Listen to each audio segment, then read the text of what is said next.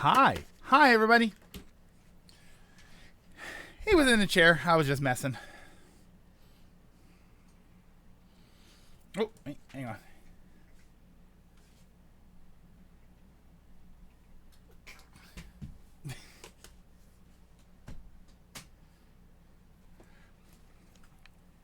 Okay. Hi. Hello, everybody. How are you doing? How are you feeling? Hope everybody's doing well and feeling well. Let's see what we got here.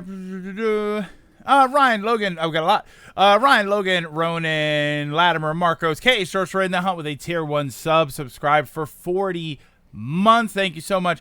Just going to pop my head in real quick before the spoilers start flying. Kia, Flash Monkey, Dragoon, Wordy, what's going on? Dragoon again. Lilac, what's happening? Hello, Lilac.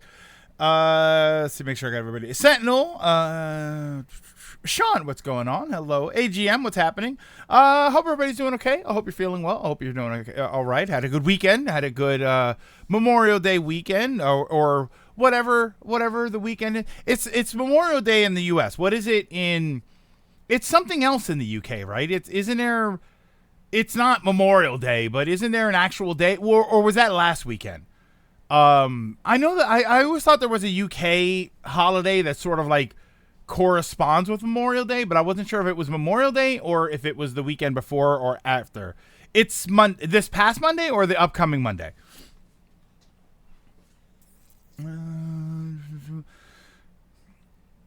Here, I'm gonna go back up to the top here. Yeah, hello, Ryan.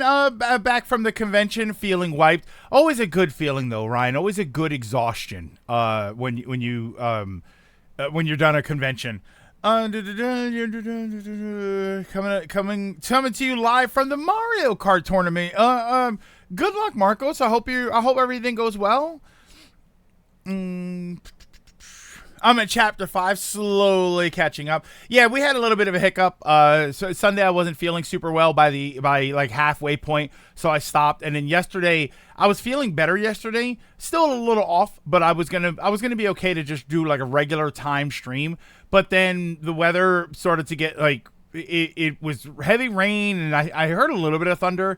And then the reports were like 50% chance of thunder and lightning all day. So I was just like, you know what? I'm not even going to worry about it. Which is funny because it rained a little more, but I don't think I heard thunder once. Although I was playing X Defiant, which is kind of loud. So that could easily be it. Has Greg morphed into Sage? Finally, the good streamer starts. Sage, you're muted. He actually wasn't muted. He's just not loud. This mic, I don't think it picks up a lot far. Like, it's meant to be that way. I don't think it picks up a lot really far away unless you're super loud. Unless you're just joking about being muted. He brought a baby. Treats for the kiddo. Yeah, absolutely. I might be losing my creative push because my massive drawing for my standards is far from finished. Coloring can take forever. I hate this, but I feel like I need to finish it for the chance that it does good. Yeah, Flash. I mean, you've got a very personal and a very important, I would say important reasoning behind wanting to do that. So I would say, Flash, when it comes to stuff like that, the important thing to understand is that the effort that you're putting, obviously you don't want to hurt yourself to the point where you're not well, but the effort that you put in is part of it. It's you know, there's an old story about that, like someone, the kid walks miles to get sand from a beach that's far away to give to a gift to his teacher, and when the teacher says that's a long way to go for some sand, he says that the journey was part of the gift. So I think that in that, for what you're doing, I think that the work to do it, the perseverance to finish it, is part of why it's special. You know what I mean?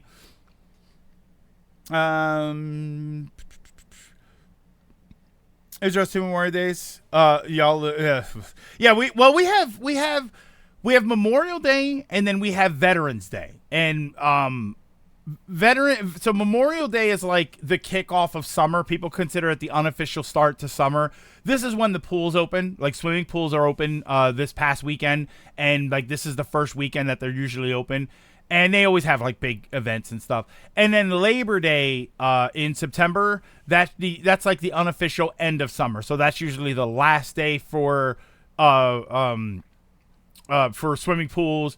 The beaches, for instance, like paying for beach tags. Depending on what beach you go to, you have to pay for a tag to go on the beach. It's like $5, so it's not really a big deal. And if you live there, I think you get them for free. But you don't have to pay for beach tags if you go to the beach before Memorial Day or after Labor Day. Just remember that Paper Mario, because it'll give you the option to retry. Oh, you control the buttons you press. Also, tickets for the trip to Japan end of October, early November have been bought. I'm excited, very nervous. Dragoon, why end of October, beginning of November? Is there a reason you're going at that? Every time I hear about people wanting to go to Japan, they always they want to go for something. Like if they pick a time of the year, it's for something specific, especially if they go in the spring, which everybody wants to go see the cherry blossoms. Thunderbolts and lightning, very, very frightening. Galileo. I can't not say Galileo to Latimer. When is Groundhog Day? Beginning of February. February 2nd. February 2nd. The idea is it will get around the rainy season, and it won't be super hot. Oh, okay. I mean, well, yeah, because I guess you're going to southern Japan. You're probably, doing the Tokyo, Kyoto sort of thing. I don't know. I've been thinking about that. I've been thinking about like where I would go. I'd want to go up north. That's what's crazy, is that I'd want to go somewhere where I can take I think it's the Yokohama line that takes you to Japan, or to Japan. Well, technically they all take you to Japan. The one that takes you to Tokyo, I think there's a few train lines that'll get you into Tokyo, but I would want to probably stay up north, somewhere like Fukushima or what's the Kamogawa. I think Kamogawa. I think like that area, western side, Pacific side. I would love to stay in. I would love to stay at, or Chiba. Chiba, I think it's called. There's like a region on the west of Japan that is sort of like it's not a panhandle. It's not like Florida, but it sort of like hangs like it's like Japan. And then Chiba sort of hangs down. So there's the Pacific, and then there's like another bay inside. And it's out of tourist season, so it'll be cheaper too. That sounds like a good idea. I mean, I would love to go up. I wouldn't want to stay there because I don't know what the weather's like for a consistent amount of time. But I would love to go up north, like Hokkaido or something. I think that's much more. I've said before, I'd want to do Tokyo, right? Because Tokyo is Tokyo, right? You got to go to, we're geeks. We got to go to Akihabara and I'd probably want to go to Kyoto, and I'd want to see all of the goofy tourist stuff, right? All of the tourist trap kind of stuff. But for the most part, I'd want to see up north. I'd want to go up to places like Hokkaido. And I think when I look at Japan as a trip, I look at it as a relaxing experience. I don't want to go to where all of the hustle and bustle is. I want to go to some of the more relaxing places. I would have to find an onsen because I have tattoos, so I have to find a specific onsen for me. But I would love to just go up and go to some of these places that are just beautiful all the time. Have you seen the videos of the a-hole tourists in places like? I mean, I've seen tons of videos of a-holes in Japan recently. Unfortunately. How about going up to the mountain? Yes, Mr. L. Like that's what I would want. I would want something like that. That's a lot more peaceful. Flying to Tokyo. The idea is to spend a week with friends, and we're going to see the sights, but a bunch of stuff and eat good food. I'd be torn between somewhere with soul, like the country, and Akihabara. See, like Akihabara, I feel like that's a place that you go and you visit. I feel like you go there and you're in Japan, like you're in Tokyo for 2 days, right? Go to Skytree. Go to there's a park near Skytree that I've seen videos about, and it's a really nice place. You can see Skytree, and Skytree's apparently, I mean, it used to be before tourists found it, but it's like much more accessible than Tokyo Tower. I've heard everybody say the same thing, that Tokyo Tower is like a trap. It's a tourist trap. But Skytree, it's Skytree, right? That's what it's called. I've always heard very good things about that place. What's this here? Oh, this stuff. Yeah, these morons. I hate this crap. That's so annoying. See, I'd be the a-hole American that is very actively stopping her. A few would take you to Tokyo, Japan, but very few would take you to Place Japan. I'm sure there's a place called Place. How's it going? Did I answer? No. We were just talking about stuff, CT. I have a friend in Okinawa, so I'd want to visit there. Also, that place is... Yeah, Okinawa. My question is, how long does it take to get from Okinawa to the mainland? Is because Okinawa... Because in between Okinawa and Japan is like... There's another island, right? Isn't there a bigger island? Ayawa? Akiwa? Is it Ayawa? Ayawa? I don't know where it is. Current goal is to go to the Nintendo store, eat at the Kirby Cafe. The Kirby Cafe looks great. The Nintendo store, like, I'd want to go and just look at it, but if I really want just the Nintendo store, like, I have the Nintendo store in New York, and I haven't been there. I haven't been to New York in... When was the last time I went to New York? Jeez. I don't even remember. A few hours, you get a ferry, then the train. Just for the sake of getting through it, I'm already at the Shadow Palace. I know a more official term is Shadow Palace, but the former just sounds better. Wait, for Paper Mario? Is that what you're saying? I just want the the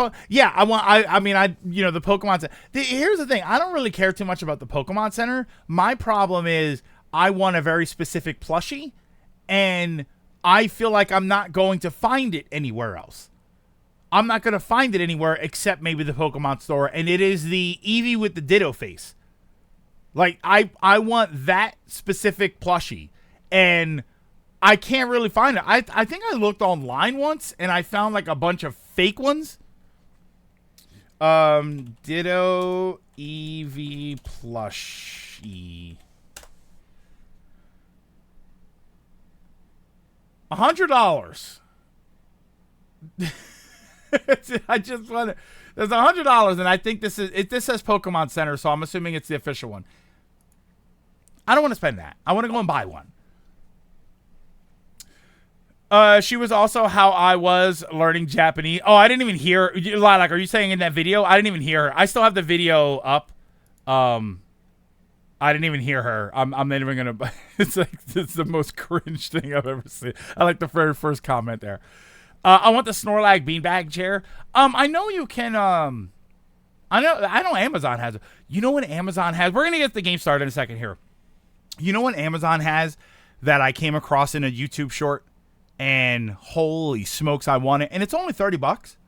Have you seen this giant wearable plush turtle shell?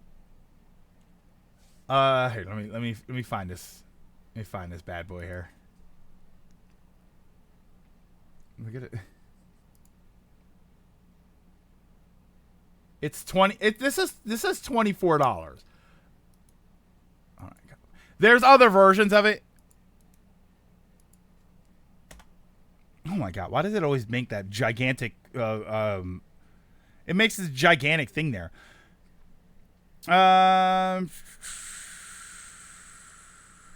Oh, the friend you went to visit. Okay. Met a few years ago in college, and she had to go home. We kept in touch, and she was helping me learn Japanese. Okay. But getting a Swampert plush and a Darmanitan sitting cutie plush, whatever Kirby plush I can afford after that. I love that so much. I really want this Zelda Shield phone ring accessory they have in my Nintendo Rewards store. I'm only 10 platinum points away. I live in Florida, and even when I lived in upstate New York, we could never have gone to the Nintendo store. This would be a first for me. Also, I need to make a reservation at the Kirby Cafe. You apparently can't. Yeah, I mean, I would imagine that place is just mobbed, especially considering you have to... like, it's a cafe. You're not going to walk in and buy something and leave. Like, you're going to sit. So I would imagine so. I know that there's the muscle bar, the muscle lady bar that I would love to visit for specific reasons, or non-specific reasons, but you have to make a reservation there too.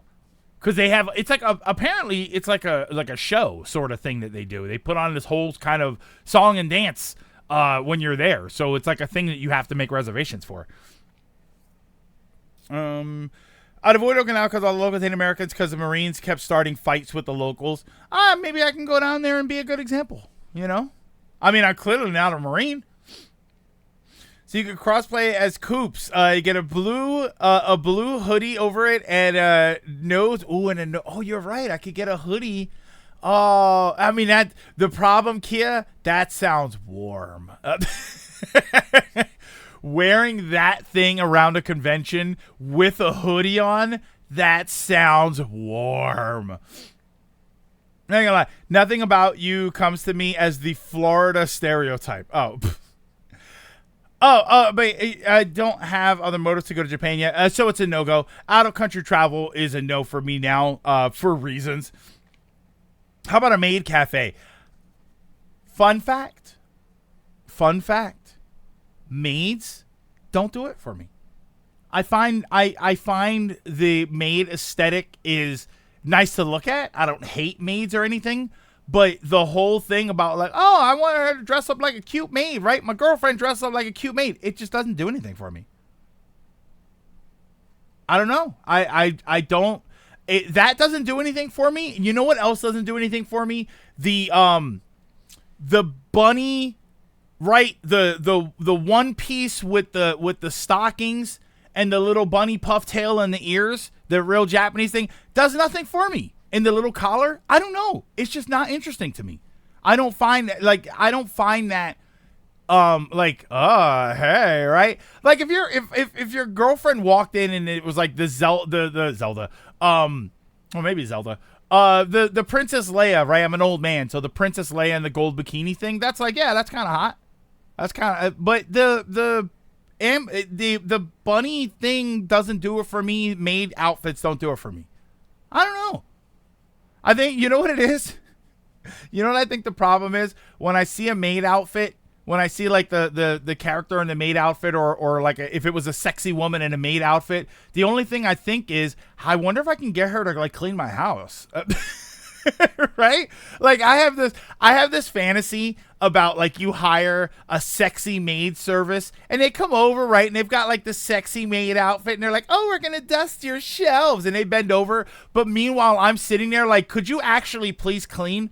I know that sounds kind of weird, but for whatever reason, it was easier to hire you than a regular maid. I just need you to actually clean.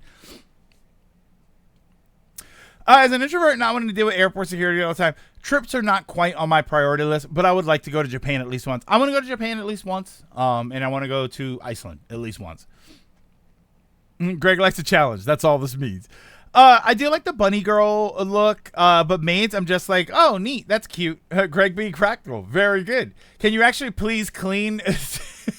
Like, I used to have a sort of like, not a trivia question. I used to have I don't know what I'd call it. Sort of like a question that I used to ask people was, if you could hire a prostitute and then bring her back to your house, but you know, like hey, I'll do anything you want, right? $100, we'll go back to your place and we'll do anything. And I brought her home, but I said, listen, the truth is I need to paint my living room and I just need help. So like, do you think she would do it? Do you think that if you hired a I'll do anything you want for $100 prostitute, but you came home and you said, listen, I need you to help me like paint my living room, would she do it? And you'd be surprised. A lot of people think no, and like a lot of people said yes because they wouldn't have to do anything like, you know, lewd. Some people said no. I've talked to a lot of people that have said no because they think that one of the reasons they are doing what they're doing is because they don't want to do manual labor.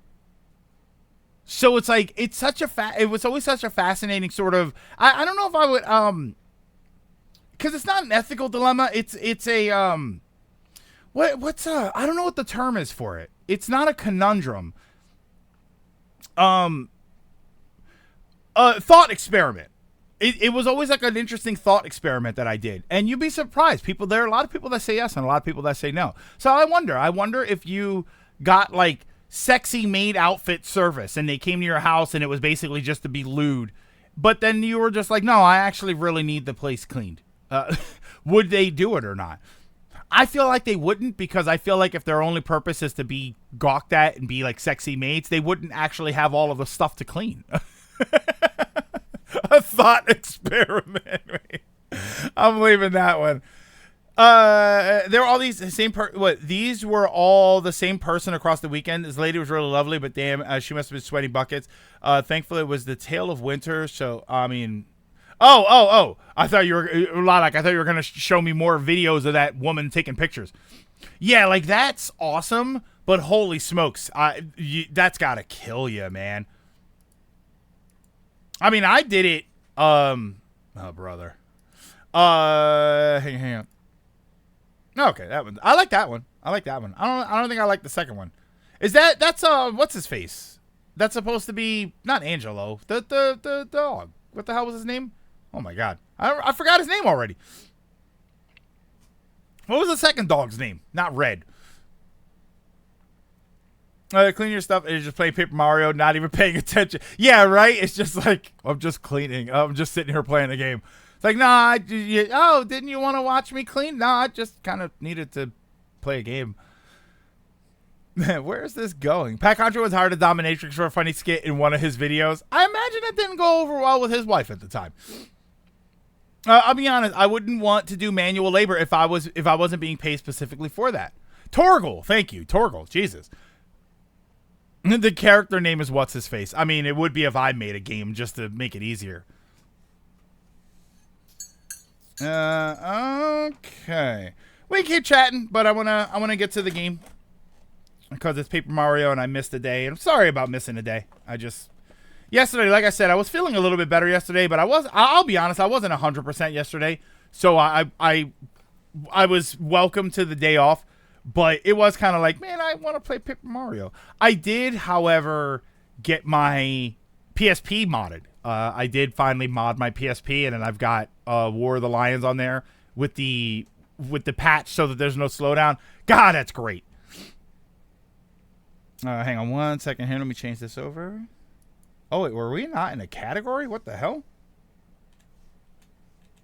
Were we not in a category somehow? How is that even possible? I can see it working if you were near the spot where they would usually hang out. Like, for some reason, an actual cleaning service was too late, and I had to. Yeah, like if you had a cleaning emergency, right? Like you gotta get everything ready because your family's coming over for Thanksgiving or some. You had some sort of right. You had a blowout the night before, and then the next day you've got family coming over at noon or for dinner. So it's like I really need a hand cleaning. Manual labor sucks. Adds way more responsibility and liability. Yeah, and Dragoon, and that's why I had people say that they wouldn't do it.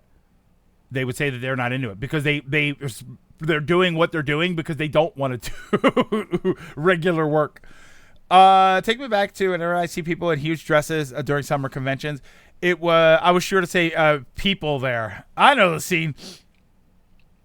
Yeah, you have me for 24 hours. You can do anything to me. What do you do? All right, so here's the lore of Guilty Gear. No, Atomic. You need a live person to help you lab because the new character just came out and you need to practice for a tournament next weekend. So you need a live person to lab because the training mode just sucks. Or like take it back in the day before there was training modes in games. It's like, no, I need another person to play the game with me so I can practice. Might as well pay for the girlfriend experience. I don't know. I'll do manual labor. Yeah, and Kia, and I think that's the other thing that people is like, yeah, it's work, right? You get money, you're getting paid for it. All right. Oh wait, I have 3 badge points. I keep doing this. I keep upping my badge points, and then I forget to actually like add something because the power jump, power smash, I think I can use. Labbing with another person in a fighting game is probably the best form of trade. Yeah, like if you actually have somebody. The problem, Ronan, is knowing me. I'll get the one that I'll get the one on the street corner that plays all day. right? And now I'm like, okay, wait, this is a problem. FP plus damage dodge. Actually, no, damage dodge for my partner. Yeah, me. Wait, why were you on the street quarter? Do I have piercing blow equipped? Do I? I don't. Do I even have that? I don't have. I don't think I have piercing blow. I also don't have oh, nostalgia. Slow go. Slow down the party's movement speed on the field. What's the other one I don't have? Oh, I might as well use this. Hold on. Ice smash. Head rattle. Confuses enemies. Temporarily freeze, immobilize enemies. We'll do power smash. Yeah, I don't even have piercing blow. I remember that portable emulator I told you I wanted 3 weeks for. I waited 3 weeks for it. Came in, got it running, left for 3 hours, and it no longer works. Also, I can't get a refund because it was done via a gift card. Oh, brother. All that Ally Express and Wish and stuff. I'm so afraid of that stuff. I would never use it. It's from the Rogueport shop. I don't have that, and I don't have the Spike Stomp. I don't have that either. New cleaning service. She would get paid to clean houses completely new, except for a panic button that signals the bodyguard standing outside. Yeah, so like imagine you get that, and because you know why, right? You know why they're getting that. They're getting that because they want to stare at them and ogle them. And realistically, I'm sitting there like, could you clean? I kind of need you to clean. Wait, didn't we go this way? Oh no, we got the key. Wait. We got the key, right?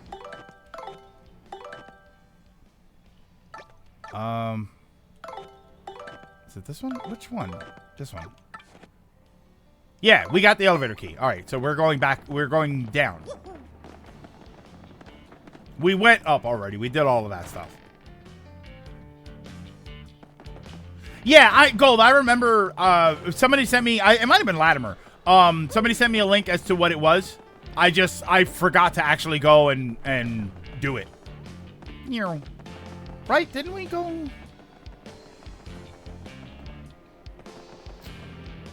On a positive note, I apparently made a customer service rep I spoke to yesterday refund. She was so nice. I never had anyone not yell at me over something like this. It wasn't your fault. Yelling's just gonna be rude. Going back to maid outfits, maid bunny outfits for a bit. What outfits do I like? What outfits do I like? Isn't it this way? Oh, brother. Wait, hold on. I think we made a mistake. You can go that way? I forget where I'm going. Hey, Trios. A bunny made outfits. Final Fantasy Tactics outfits. I like a nice cosplay. I like something that's good and elaborate. Oh no, that's the get back there. No, so I am going up. Okay. Hold on. Yeah, I like a nice cosplay. Not to the point of being like ill. Ah. Okay, this is going to be a problem. Throw eggs at enemies to shrink them in size. What's the best? Hold on.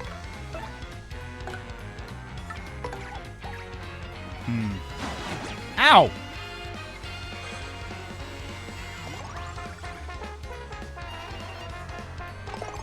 Okay. A good cosplay, I think is pretty attractive. I'm more into like regular clothes. To be honest with you, you'll win me over. One of the looks that I absolutely love, and I don't really see a lot of, is skirts with sneakers. I think girls wearing skirts, like not short like mini skirts, like knee length or even lower, with with sneakers, like Chuck Taylors or something. I think that's so attractive.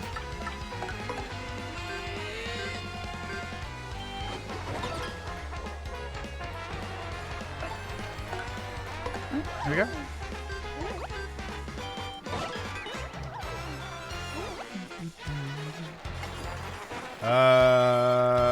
Flower points. Aha! Yeah, add some glasses. Like, give me a nice T-shirt. That's what I'm into.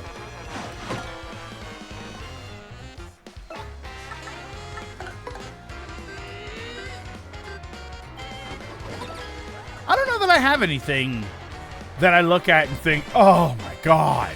Right? I make jokes, right? I'll make jokes online and you know, about like the muscular ladies and stuff. Like I'll always make a joke about that, and I mean it's not a joke. I do find them attractive, but as far as clothes and stuff, I think regular clothes. I think when there's too much into it, it's just I don't find that attractive. I don't know, like makeup. I'm not a fan of a lot of makeup. It just doesn't. I don't know. I don't know what it's supposed to do for me, but it doesn't do it.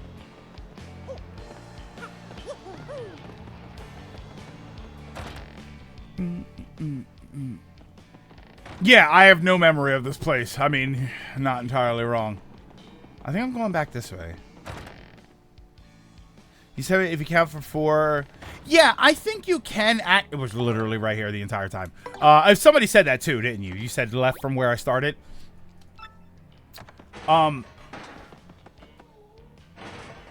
Yeah, I think gold. I think in the old game, I don't think you could manipulate it, but like I feel like you can see the items on the roulette wheel. Mario? Have you ever seen beasts like these before? We should chase them off fast and flip the switch.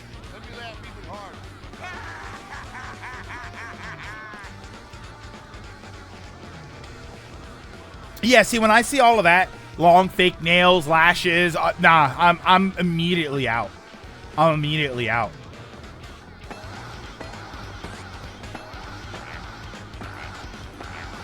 Oh, wait. Does that work? Wow, it just...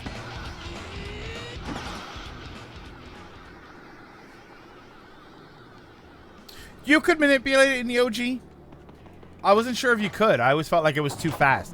You know which one you could manipulate? The, oh, I have a sound effect for it. Hold on. The one in Super Mario 2 for the extra lives at the end of the stage, you can actually time that and get, I think it's like 5 or 7 lives. You can do it every time.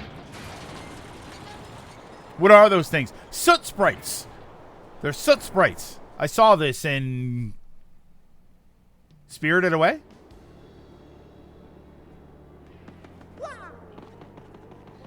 Go over 2 months makeup and needing it every day. It makes it come on. And that's the thing. It's not even Ronan. Yeah, if you need it every day, if you wear it every day, for the women that wear the makeup, like heavy makeup every day, it doesn't really do it for me. I don't really find that attractive. But even when it's not every day, like let's say, oh, we're going out somewhere special. Oh wait, this one? No, which one is it? Hold on, what's the super jump? Oh, this one. Okay. Like, even if it was, okay, we're gonna go out and I'm gonna wear a lot, like I don't normally wear a lot of makeup, but I'm gonna wear a lot today. I will compliment you. I'll say, oh yeah, you know, I appreciate the effort that you put into it. But it's not effort that I need. It's not something that, like, I will always appreciate the effort that people put into how they look. But I will, if you were to ask me, I would say straight up, yeah, I don't need all that. It's not like you're doing that for you, and you're like, that's what I would say. You're doing that for you, and you can do that for you. That's totally fine. You don't have to manipulate who you are for my sake. But that's the point, is that you're not manipulating yourself for my sake. All aboard! Ready to hop aboard. I think we're done in there. So let's say yeah. Yeah, 9 out of 10 times it's for them, and that's totally fine. I think that's why a lot of people don't really understand that a lot of the time that stuff that they're doing is not, like, we don't care. Like, I've been in relationships where they get mad and you know, oh, you didn't notice, and, you know, or at the very least, I've definitely seen that, like, you know, oh, you didn't notice my hair and blah, blah, blah, and I mean, I have been in that situation a couple times, but it's just like, because I don't really care. That's not, I'm not with you because of your makeup. You know what I mean? There's a badge in the first room. I mean, I got the one badge. As you're saying, yeah, it's nice. It makes you happy, but that's not, you know, that's not for me. Attention all passengers. Thank you for your patience. Our next stop is our last. Poshley Heights. Okay. Can I just go to sleep? Will it just let me sleep? Sounds like tomorrow we'll see Poshley Heights. We've got to get the Crystal Star. But what was that about? I guess there was stuff I could do. Let's get some sleep so we're fresh in the morning. That was interesting. It let me out, but then it gave me like a cutscene to go in. Is there something I'm probably missing here?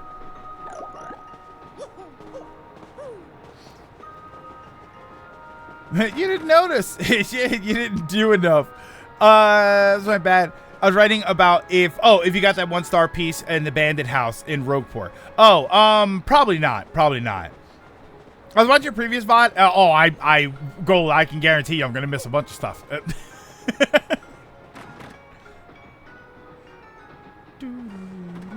And I'm going to just scour here because I think when we get to Poshley Heights, that's it. Hello.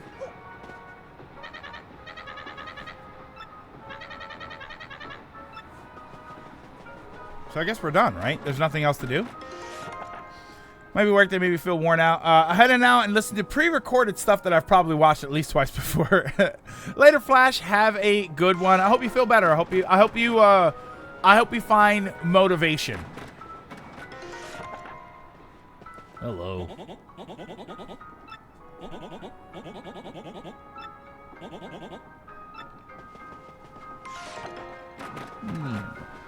I was dating a girl that wanted me to appreciate the fake stuff she wore instead of herself. Yeah. The only thing was let me see the real you before you put all that on. Finally get home tomorrow. It's been a rather long time, to be honest. But the hour has grown late. We should get some rest, Luigi. It's been a long day. I just want to feel like they need it when you validated, you know, and never understood why age would get mad at me. Wait, what? Yeah, I don't know. Let me ask you this. I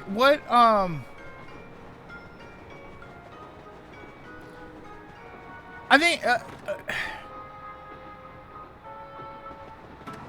women like wear makeup mostly for them, but a lot of the time there's this idea that it's for us, for guys. What is something that guys do that we sort of like we do for us, but women want us to do? Is that a thing? Right? It's not makeup, right? Like what's the guy's equivalent of makeup? Is it working out? Do you think that's what it is? Wear deodorant. Whoa, Gold. Easy there. All right. Let's you know, you're taking it to the extreme here. War paint. Get a job. Make 6 figures. No, I don't know. Nah, see, I think that falls under a much worse sort of stereotype. If you don't, you're not seen as manly enough. Yeah, because that is a very superficial kind of thing as far as looks. D, what is the male equivalent of wearing makeup for women, right? Which is women wear makeup for themselves because they like the way it makes them look, but there's this idea that they do it because men think it looks better.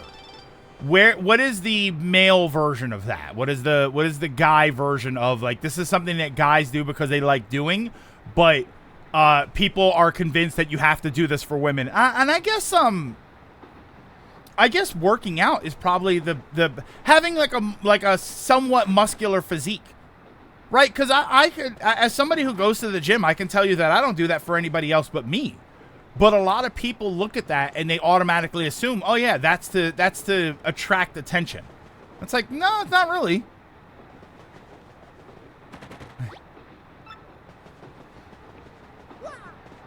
Clothes? Do you think it's clothes?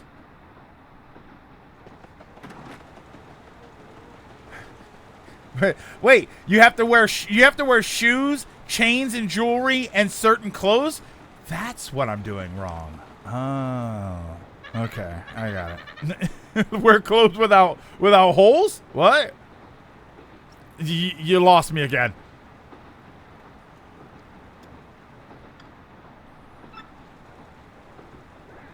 Uh-oh.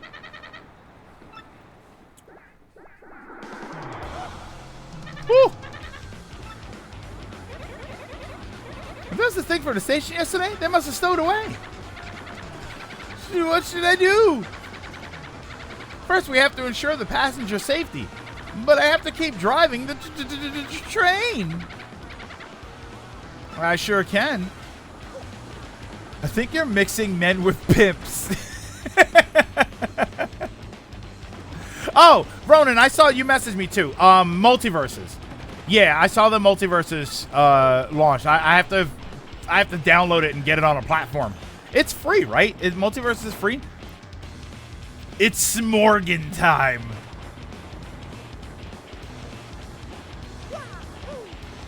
Aha. Woohoo. Yeah, Warner Bros. Multiverses launch feels good to me. The online is iffy to review as I got a boot, but overall controls are great. Even though I had turn on tap jump in the settings, and the weirdest part, the game doesn't have you purchase the battle pass, with Jason being the first thing you get when you show up.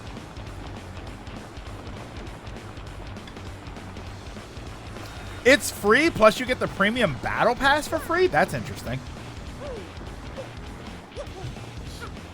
Heck, I'm still surprised that you don't have to pay anything for X-Defiant. I played a ton of that over the weekend. A good chunk of my yesterday was playing X-Defiant. It's good, man. I like it. I think that the game is really good. It's just, it's very limited.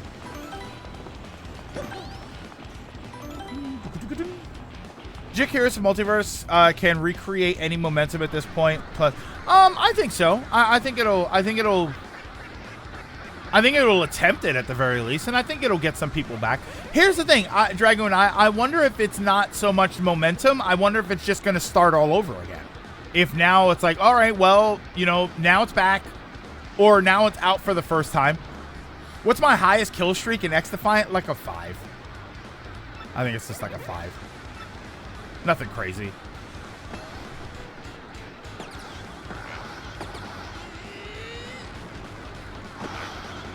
Haha!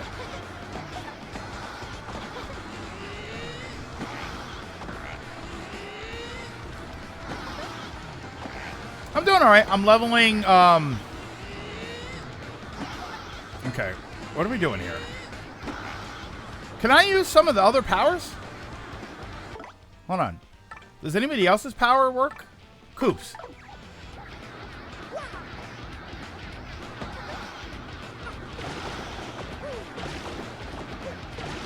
There we go. The Legend of Zelda Lego. Oh, I did see the Legend of Zelda. How much is it? How much is the Legend of Zelda Lego set? I did see that. Oof. Ronan, what weapon are you using, by the way, in X-Defiant? Weapons. Detective Mario, you saved me. You saved us again? Huh. You saved my again. Where in the world did they come from? We still have our other paying passengers. There you go. There's the corporation speak I was looking for. Wait, what? Oh, right here. Can I do it from here? Oh, good lord.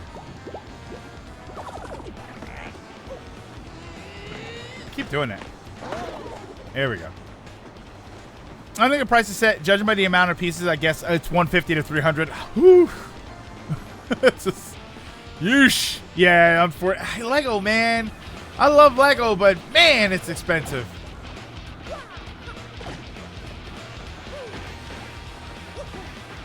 Oh, you can sort of jump through. I like that.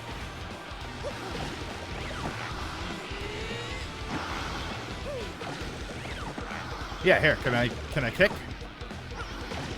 Coops! Let's do this, buddy. It's confirmed $2.99.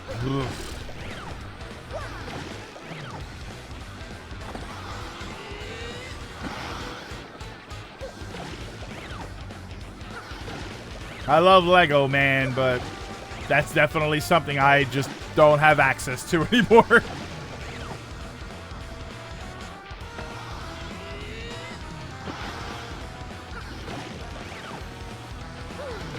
Price of a damn console. Well, assuming you're talking Nintendo.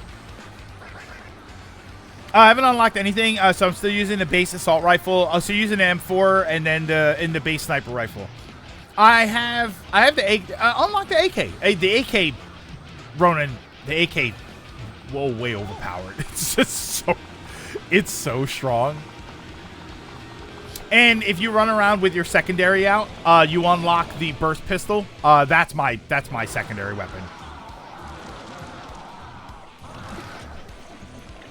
That gaming is expensive hobby. Collecting Lego sets. Collecting Lego sets is like, if there you go. For the guy version of makeup is probably Lego sets. Just to show, like, if you walk into somebody's house and they have a ton of modern Lego sets, they are loaded. Well, there's only Ronan. There's only a couple SMGs in the game. I have the MP5 and the P90. Smorg, smorgy, smorg. You probably should sound like Swedish Chef. No, it's important to remember. As long as it costs, the big issue with a lot of the sets is you use almost custom parts. Yeah, like, I understand why it costs that much money, but it doesn't change the fact, like, just because you can justify the $300, it doesn't mean it doesn't cost $300.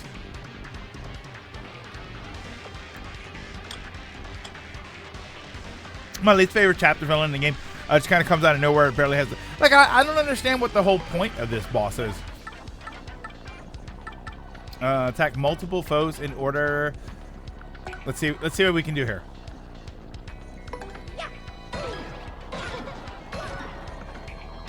Was this the game that had the one where you go back and forth, or was that just 64? Oh wait, I have to swap partner, Vivian. Woo, that worked. Word!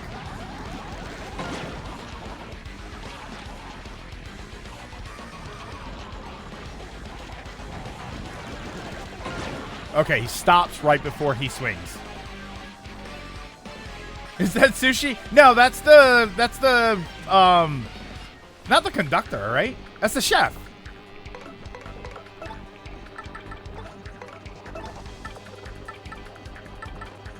Spring jump?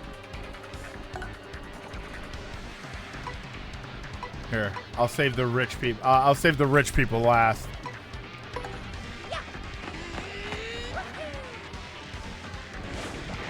Oh, damn it.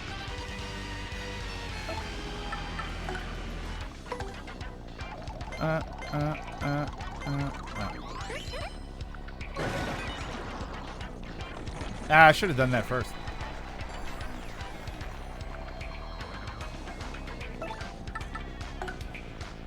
I don't think I like this one because he goes off screen and I can't tell. Oh, okay, here we go. Oh my god, that did a lot of damage.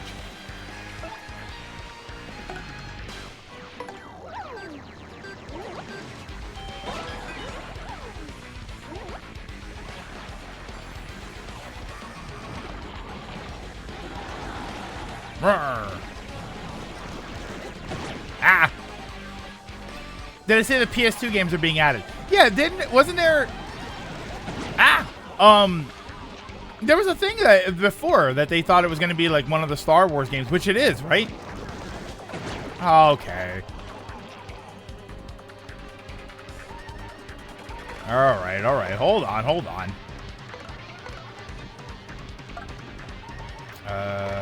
Items.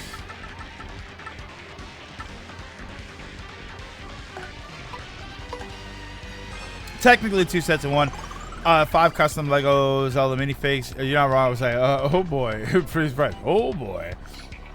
Sly 1, Tomb Raider Legends, and Clone Wars. Clone Wars is so interesting. Because that's a licensed game. Here.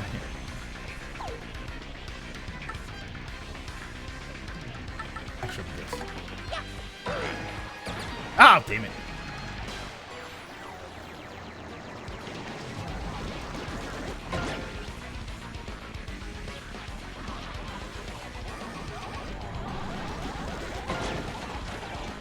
PS Classic have gotten a few Star Wars games. I guess it's a licensed game, but I guess because it's Star Wars, like if they've had Star Wars games. Oh, the arms have 5 HP. Oh, that's nothing. Wait, I should be doing this.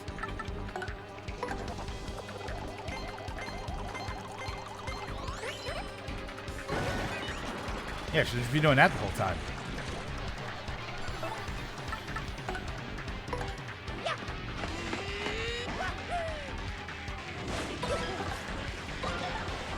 Oh, wait, I forgot the fancy. Oh, I can attack again.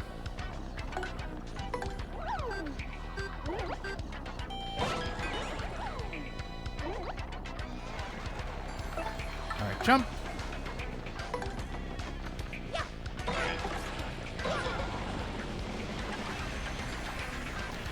The first attack badge doesn't work in the pit of 100 trials. Oh, it doesn't? Oh, no. Easy, Twitter. Oh my god, I hope. Oh my god.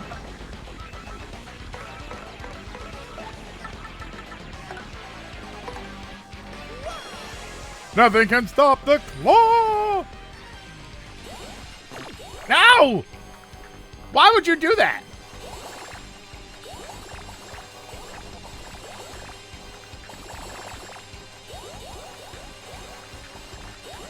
No! That's not bad.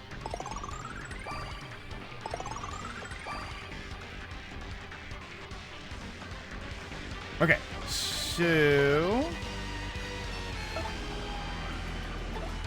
Huh. Let's use an item.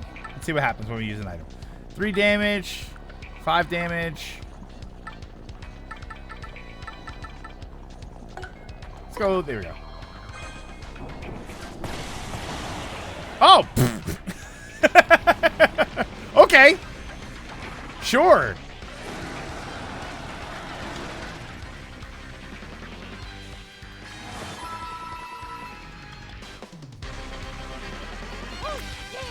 It's always funny when you do that, when you're like, you're prepping yourself. Like, all right, here we go. We got the big fight, right? Final moments. We gotta squeeze it out. We don't have enough for another sweet feast. Oh, he's dead.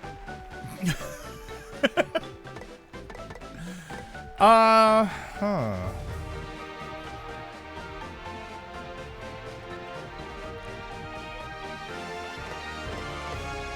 I almost want to do...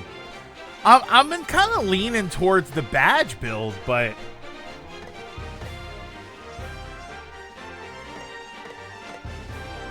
Support the brand. Well, let's do badge again. I got some extra badge points. And I want to pick up a couple of badges, so... I'm hearing whispers of a PS3 emulator for the PS5, so we might get a good version of PS3 games instead of that cloud garbage. S'more.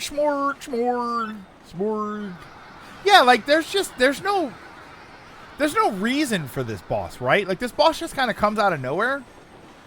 And there's no purpose to it. We don't find out that, oh, it was brought to life by the crystal star, or like there's no reason that it even exists. It's like all you did for 3 days was save us. Smorg is definitely the filler. Like, there's no purpose to it whatsoever. It just happens. It's a thing. It's like a thing that already existed. I think if you tattle, you get its backstory.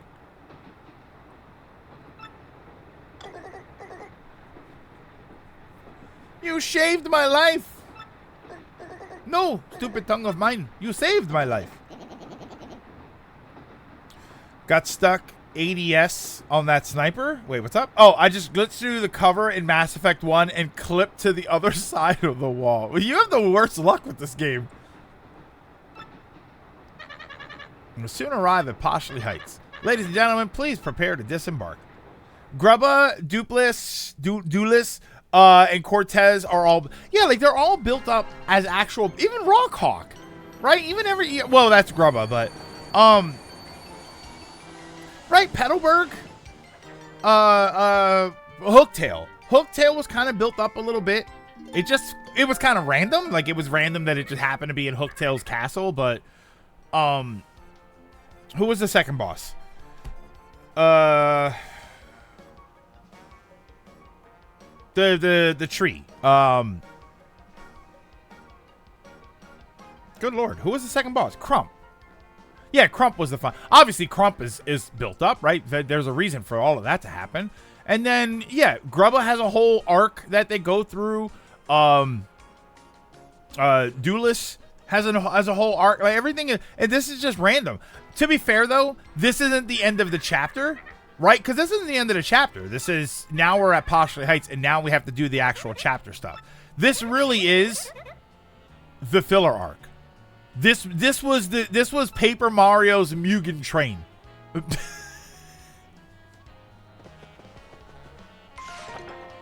Oh, is this the end? I don't know why I thought that Poshley Heights was the next chapter. Because isn't that where the star is?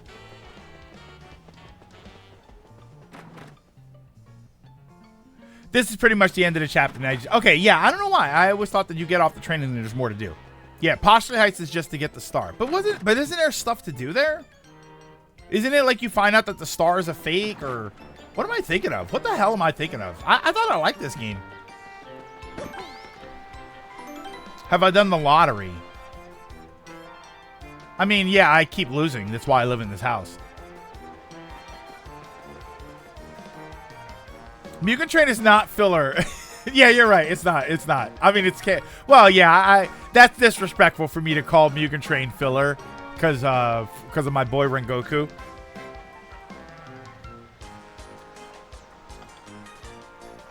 It's no entertainment district. You mean in like in this game? No, I haven't done the lottery here. I also haven't played Cacpot in a long time. One package costs 50 coins. Yeah, we'll buy it. The Courses Act is a mystery. The boss is just so we have one, because as Mario Wonder showed, not having one makes people quite upset. I don't want to buy that one. No, I wouldn't want there to be none, Dragoon. I feel like here you go. Here, okay, Dragoon, I got a boss for you. You fight that thing at the train station, and you think you defeat it, but it comes with you. It like hitchhikes on you. And then when you get to the Crystal Star, it jumps onto the Crystal Star, mutates into the big Smorg boss, and that's the boss that you fight. Like, I'd be fine with that. I think that would, at the very least, it would make sense. It'd be like, oh, okay, that's where the boss came from. This is kind of like, why is there a giant random monster here? Hello. This is the Royal Poshley Park Tower. We promise a comfortable stay in the lap of luxury, the pinnacle of poshness. A room for the night costs mere 30 coins. I'll pass. Be sure to buy. I bought one packet of pasta. I only need one, right? It's kind of what happens that you chase them off at the station and they get on the train. But yeah, but there's no reason on the train that it's so big. It's such a big giant monster. If it attached to the Crystal Star and then it became a big giant monster, it would kind of make a little bit more sense. The boss was supposed to appear in the Sanctum, so maybe that was the original plan. It's not a game breaker or anything. Oh, wait. There's probably... Hang on. Yeah, it's not like, this is terrible. It just is kind of like, yeah, it does kind of come out of nowhere. Wait, probably here. Oh, really? Wait, why are there... why are those things in the water? Why are those in the fountain?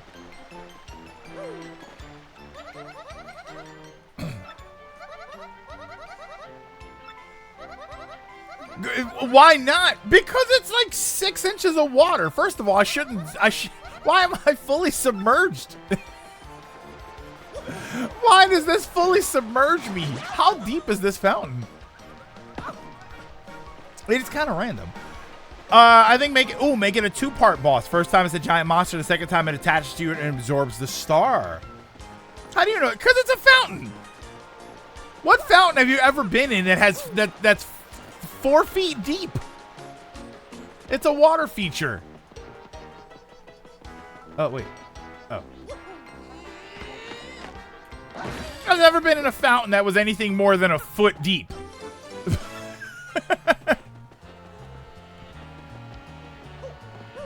I mean, you're right, though, Dragoon. I have no idea what 6 inches looks like. Isn't that standard? What, like a foot of water? Yeah, it's a water feature. It's not Mario height.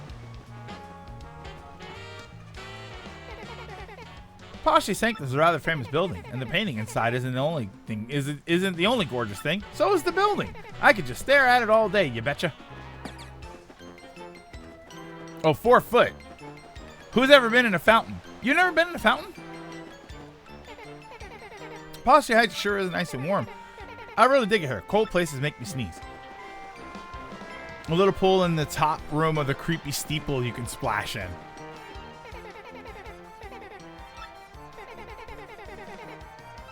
Yeah, there are places where there's fountains big enough where people get in, and I mean, you don't get around, and it's not like a swimming pool, right? Because it's only slightly deep.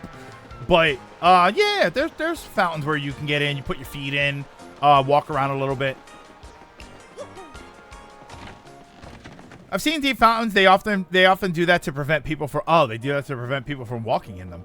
Do I have to go up to the hotel room? Wait, am I missing something? What am I missing? I should probably talk to people. Here, I'll stay. I figured based on where you fight it, it's attached to the train smokestack, making it bigger as the train moves. But then why was it starting in the building where there was no smoke? There's also a hole in the hedge near the exit. Yeah, it's probably up here.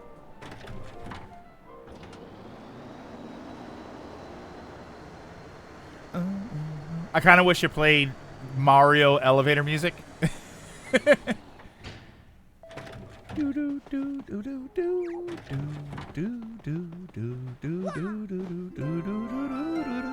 Right? That's like the music. Oh wow. Wow, I didn't do that. It automatically ran you downstairs. Holy smokes, checkout is very strict in this hotel. It wouldn't even let me, Mr. L. It walked me right out of the building. Did you sleep well, sir? We have set a gourmet meal prepared by the famous chef Zesty on the table. Move it, buddy. That's my omelet. Yeah, the hotel. Like, get out. What did the elevator play? Pipeline for Mario 3. Call back. It starts in a building because it's residue from the coal. Oh, okay. And because the station was neglected for so long. Okay, I'll give you that. Oh, wait. The gap right here? Can you go in here? Oh, right here.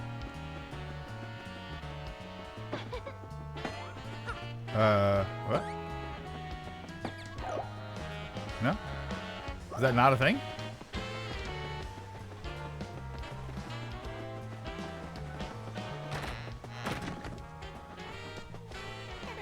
I guess it's sort of fun to live here, but I can't eat snow cones or make little snowmen or go ice skating or any of the stuff I did in Shiver City. Don't know what you got till it's gone. I mean, yeah.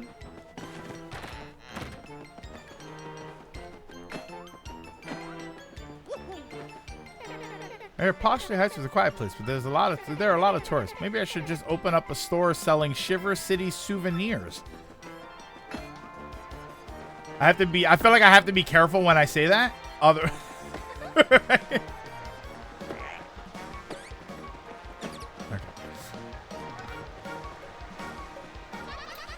We are the Wandering Girls, the Traveling Sisters 3. We're staying in that luxury hotel. Poshley Heights sure is a place for the richest of the rich, huh? We're thinking of going to see Poshley Sanctum next.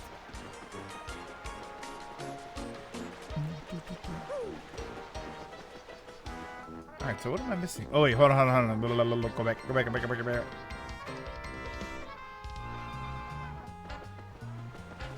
Anything back here?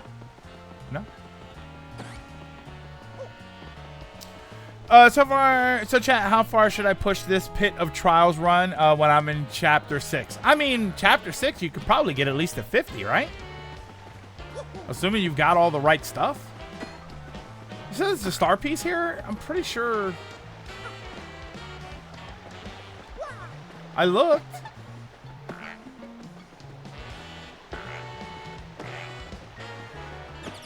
Yeah, I'd say at least get the floor 50.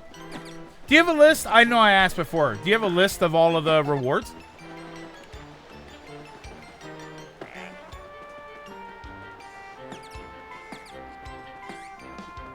Yeah, what am I missing here?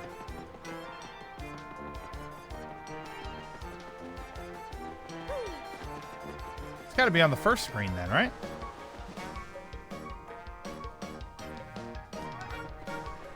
I checked the door. It's just they jimmied the handle and that was it. Here, I didn't check this. I didn't check my here either. Oh, there we go.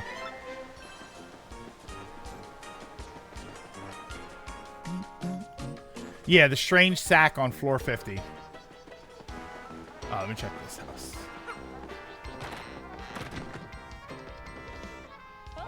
Welcome to my vacation home, my alluring angel in overalls. So have you already found my gold ring? Yeah, here you go. That is definitely the ring I lost. Thank you, you glorious creature. I knew you would find it without fail. Speed later travel, but please take it as my earnest thanks. 30 coins.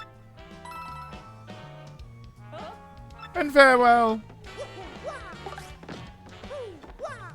Wow. You could have given her that on the train. Yeah, I walked by her multiple times and never actually spoke with her.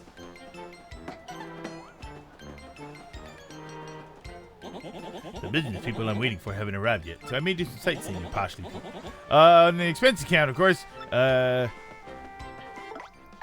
can L trigger. Oh wait, I didn't go over here.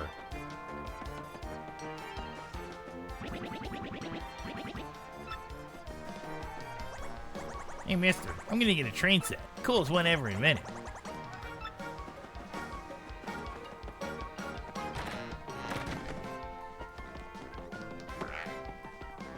Right there? Aha! HP drain. Drop your partner's attack by 1, but regain 1 when attacking. That's not bad. This game teaches kids about the funny world of corporate expense accounts. So if I have a corporate job, I can do everything on the expense account? Oh. See, and then they start business school the next day. Here, let's try that. How can we get inside Project Center? See if we should take a good look around. All right, well, that was unhelpful.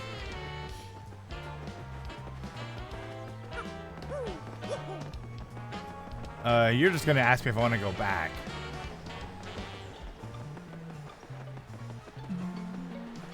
I went in here, talked to him.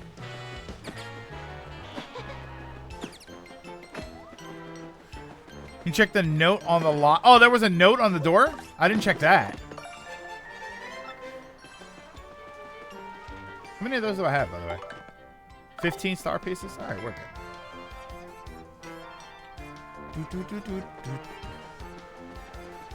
And remember, as you're trying to get down to the bottom of the Pit of 100 Trials, you are not allowed to use try again. You will cheat not only the game, but also yourself. Oh, I literally didn't check the note. Gone traveling. Talk about bad luck. What should we do? It is my dear Luigi. What are star pieces? There's a vendor that trades you items, trades you badges for star pieces. They're good badges. I have one. I have a couple of them already. It's more like a hobby of mine, if the truth must be told. So he's not an actual detective. No wonder he's terrible.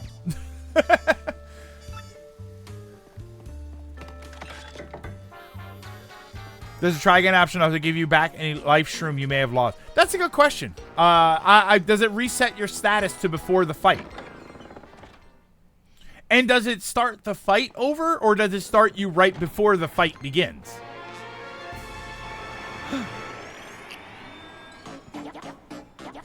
You're one step too late. We have the crystal star. They don't live without me. I guess he hasn't learned how to teleport. It starts you right before the fight. Good. Yeah, it starts you right as you were right before the fight. We're too late. We have to go after them. Just a second there, Luigi. Exactly what is going on here? Speak quickly. Quite rudimentary. So you were looking for the crystal star in this sanctum. Very interesting. No cause for worry. The crystal star is safe. Yes, quite safe indeed. That stone that our rude friend stole was fortunately a red herring, a fake. The real one is hidden somewhere in this sanctum to prevent such theft. However, as to the location of the real crystal star, as sanctum manager, I am of course prohibited from telling anyone. I do know where it is. Of that you can be most certain. Yes, indeed. Besides, I am sure a junior detective like yourself could find it on your own. Now, Luigi, put to use all the razor-sharp sleuthing skills I have taught you. Make me proud. I'm sad to admit that I do remember the first time I'd ever done this, and it took me forever to do this. I don't know why. Oh, wait. Wait, did they change that? In the original game, could you not see the pipe until you jumped up there, or could you always see the pipe? I remember in the original game, it took me forever to realize that this is what I was supposed to do. And here you can just flat out see it. Was I really that bad back then? Or did they... yeah, you couldn't see the pipe before, right? You were able to see it, but the platform to stand on wasn't this. Yeah, because this is obvious. Yeah, I could have sworn... I know that there's one spot where you do it, and the pipe that you're supposed to grab is not visible. But I was thinking it was here. Yeah, I remember doing this when I first played the game, like all those years ago, and I remember thinking, where the hell is this? No! What did you do? Oh, I think Drift killed me right there. I'm gonna lose it.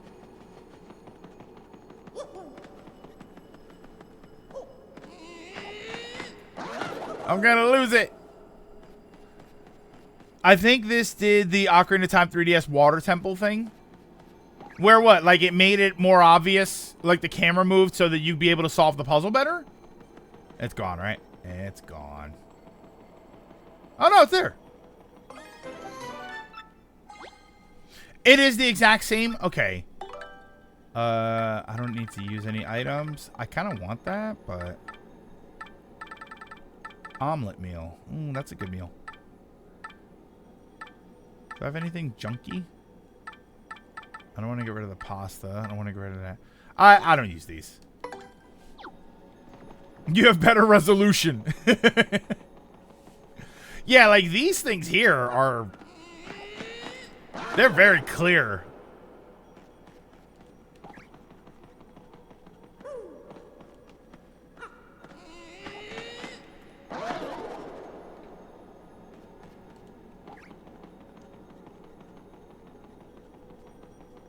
It's so nice and peaceful here. It's quiet.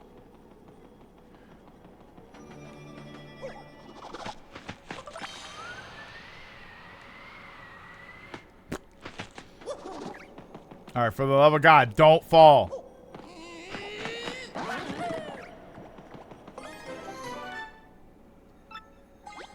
I'm tossing that. You know, if it's truly a mystery item, I should be able to use it. Where's the isn't the Luigi badge here? To wear the Luigi clothes? Drift, don't fail me now. Yeah, you're right.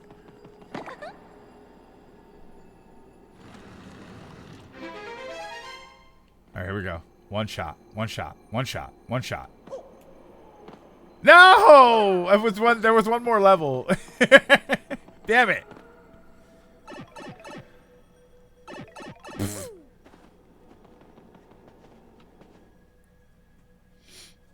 It's in the next room. Okay.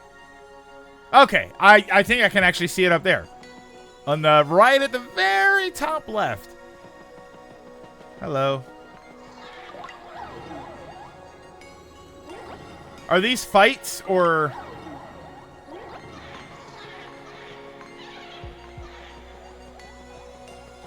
No, wait. I don't want to leave just yet. Oh, they're fights? Okay.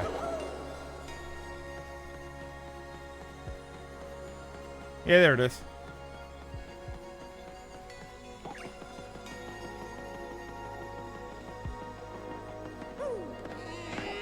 Yeah, is it good XP? Is it worth it to do? Give one a try.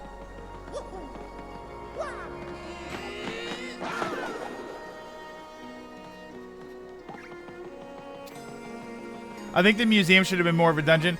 I think I would be more annoyed if it was more of a dungeon, just because of the fact that because we had to train.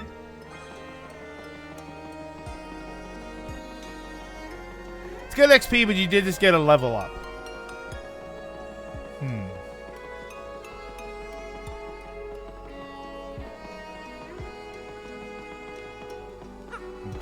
I was gonna try and down pound it, but I guess you can't. Here, I'm gonna try one. I'm gonna try one.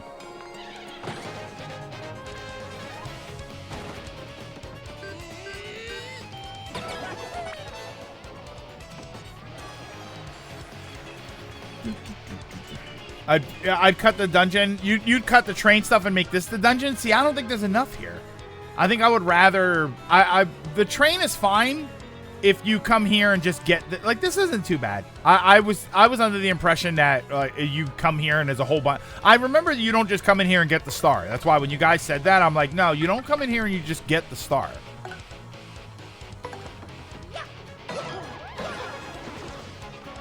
Oh, that's not too bad.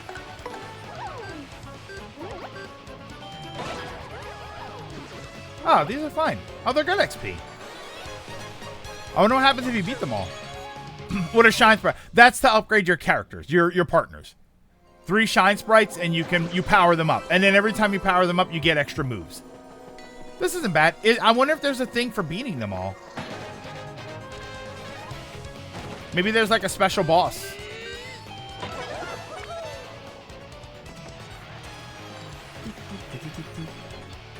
Are you going to ruin Luigi's day now? Wait, how am I going to ruin his day? Oh, wait. Can I do the, where you wear both of them? Isn't that a thing? You guys kept saying that, and I wasn't sure if you were joking or not.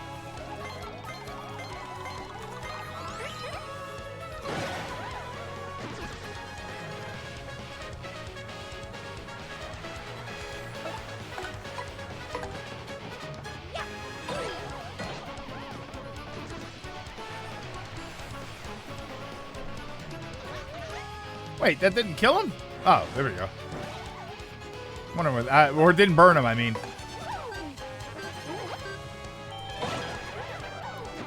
It always costs 3, but you can only upgrade them once until you get the ability to upgrade them the second level. And then there's only 2 upgrades per character.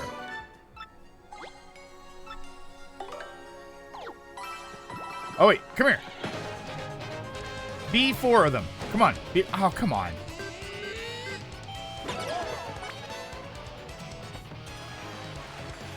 Oh, there's a side quest where Toad wants to meet Luigi, and he actually shows up while wearing the L badge.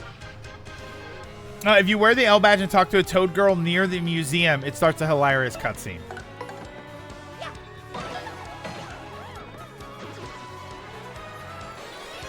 No, I think it's always 3 sprites. I think it's always 3, but you can't upgrade the second upgrade until you find the up arrow. Come on, be like 4 of them. Come on. Oh wait, what am I doing? Just here, just.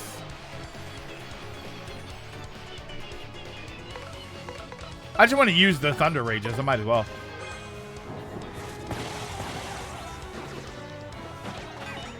Yeah, it's always 3, right?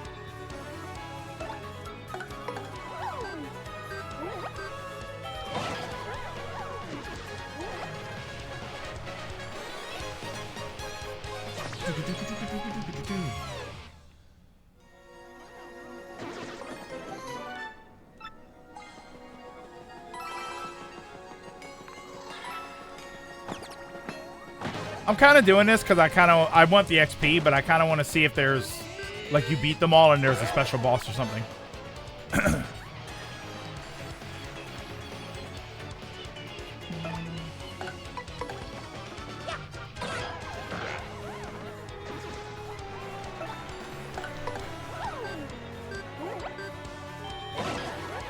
Yeah, it's also good coins. I haven't been struggling. I haven't really bought anything with the coins other than badges. I think the most expensive thing I bought was the W emblem. Just toss it. Oh, no special boss. There was a plan for one. Oh, it just didn't make the final cut. Okay. Well, then I'll just take the XP. Oh, there we go. That's what I want to see.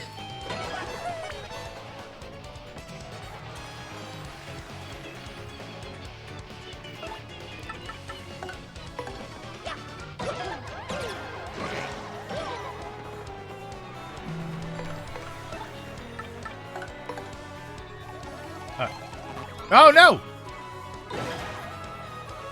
No!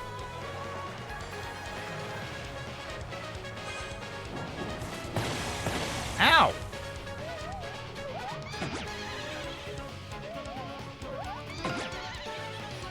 Presumably the dark atomic boo, like the one from the steeple.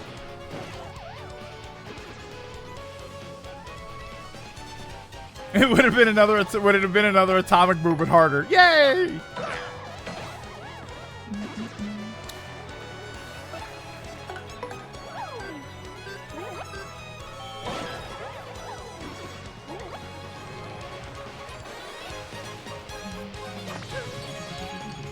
Oh, and I don't have the curse thing anymore. I burned all of that. Whoa.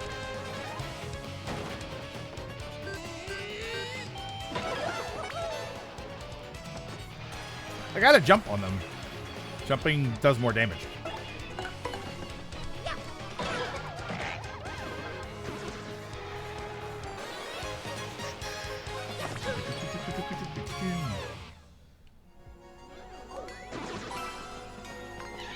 Oh, damn it.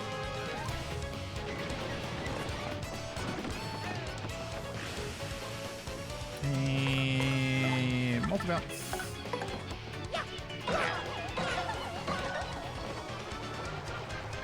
All right, you get it right this time.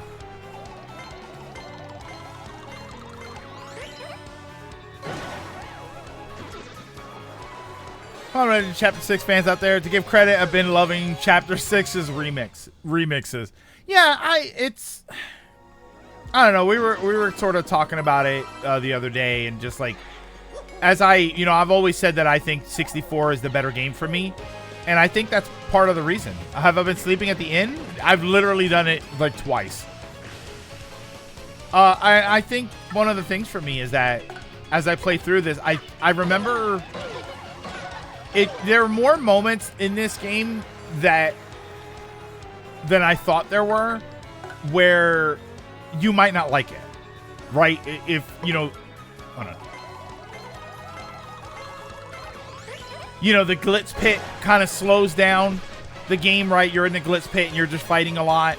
You have the train that kind of slows everything down. I've actually heard, we were talking before, and I heard people say that they thought that the tree was a moment where they felt like it was a lot of running around. Like, and that's kind of what you do, right? It's a dungeon, so it does kind of work that way, but it's interesting. There feel like there's a lot of moments, you know, chapter 6, where you're on the train the whole time, and then you get here, and it feels like there's a lot of moments that, depending on who you are, you might find tedious. Oh, wait. Yeah, there it goes. Oh, I love it. Yeah, you don't like chapter 3. I'm not a fan of chapter 6. It's actually very reassuring to hear that, because there's a thing I've talked about with this game for years. It's a great game, but so many chapters, especially as you can go on, really drag. Yeah, it's like, oh yeah, me and Vivian match now. Oh, thank God. Since she's my favorite, since she's the best companion. Star Power's now 7, and Mario learned the special move Showstopper.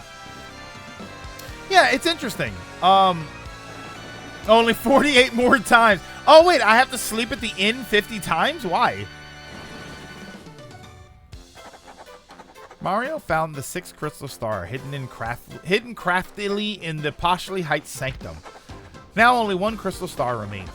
But our hero still does not know where the Princess Peach is being held. The funny thing is, like, I made a comment about how the train was like the filler arc, and it's really not the filler arc because it is actually stuff that happens.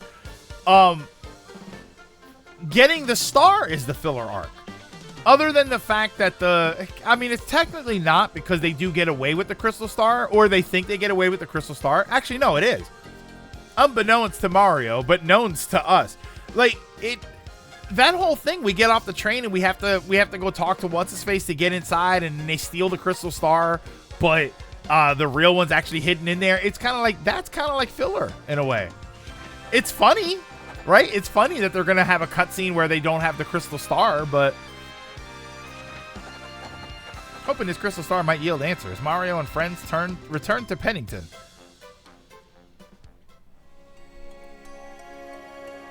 Yeah, see? And in Gold, chapter 3 and 6 are my favorite chapters. And Gold, can I ask you a question? Are they your favorites because they're different from some of the other ones? Because you might look at chapters 3 and 6 and say, oh, this is cool. Instead of running around a dungeon, finding a bunch of items and figuring out what to do, where to go, you fight in the glitch pit most of the time. You know, and there's a little bit of searching around. There's a little bit of digging when you're solving the actual story part. But for the most part, it's just fighting. For the chapter 6, you've got the train. And the train is back and forth. And it's like the whodunit sort of thing. You feel like you're solving a mystery. I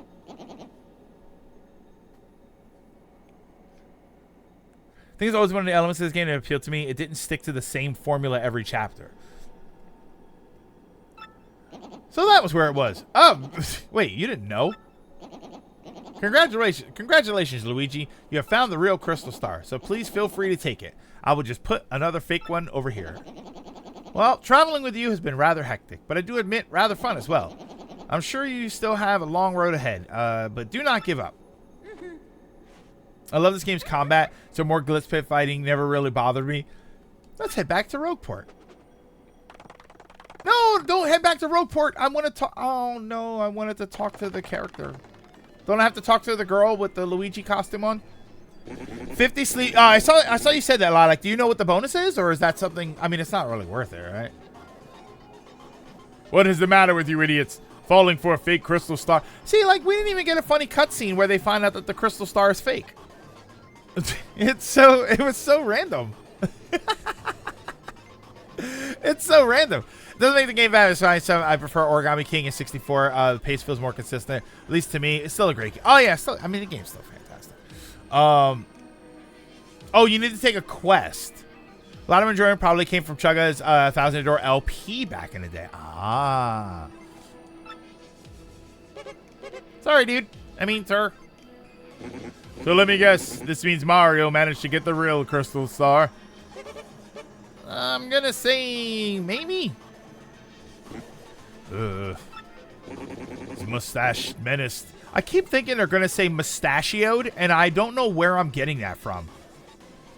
This mustache menace has nearly every crystal star now. They were mine. I think I'd better alter my plan a bit. Before you do, Sir Grotus, I think I'd better tell you something. What is it, fool?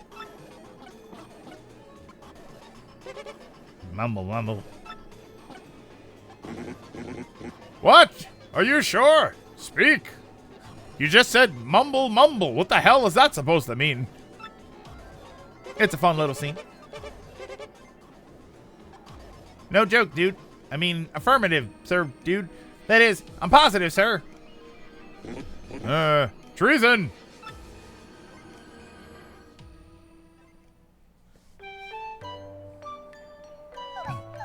Strange, isn't it about time for Tech to call me in? Maybe he's busy.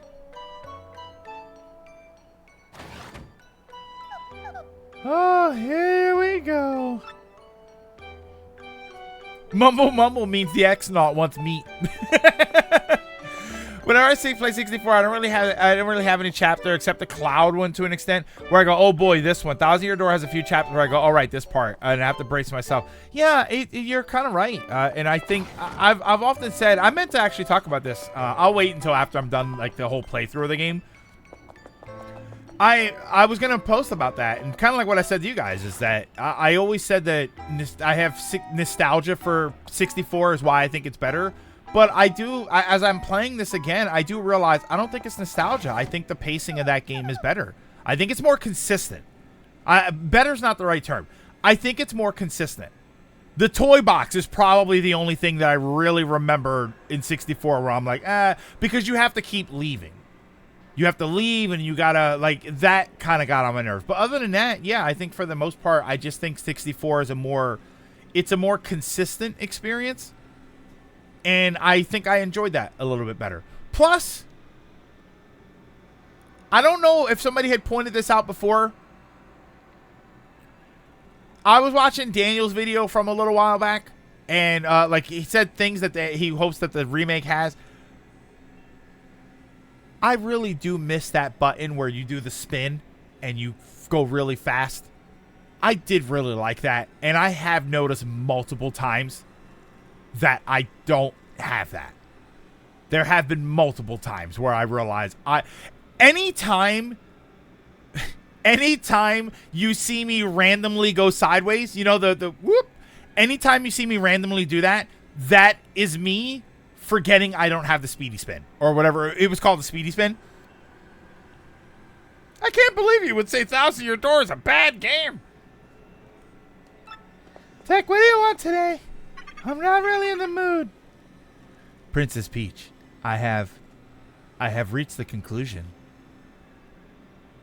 It's like not having a slide in Castlevania. That would have made backtracking better. Saying this as a person who doesn't mind backtracking. I think it took it away to put more emphasis on you. Well, no, not just Yoshi. You also have the roll-up thing, because the roll-up thing moves much faster too. That's the thing. Is like you think of the roll-up thing. I keep thinking fruit roll-ups when I say that, by the way. But you have the roll-up thing, and like that moves faster than running. But I don't know. It feels like a utility thing. You got to kind of wind it up in order to go. So I never remember to do that. And you don't get that until later. The speedy spin you just have.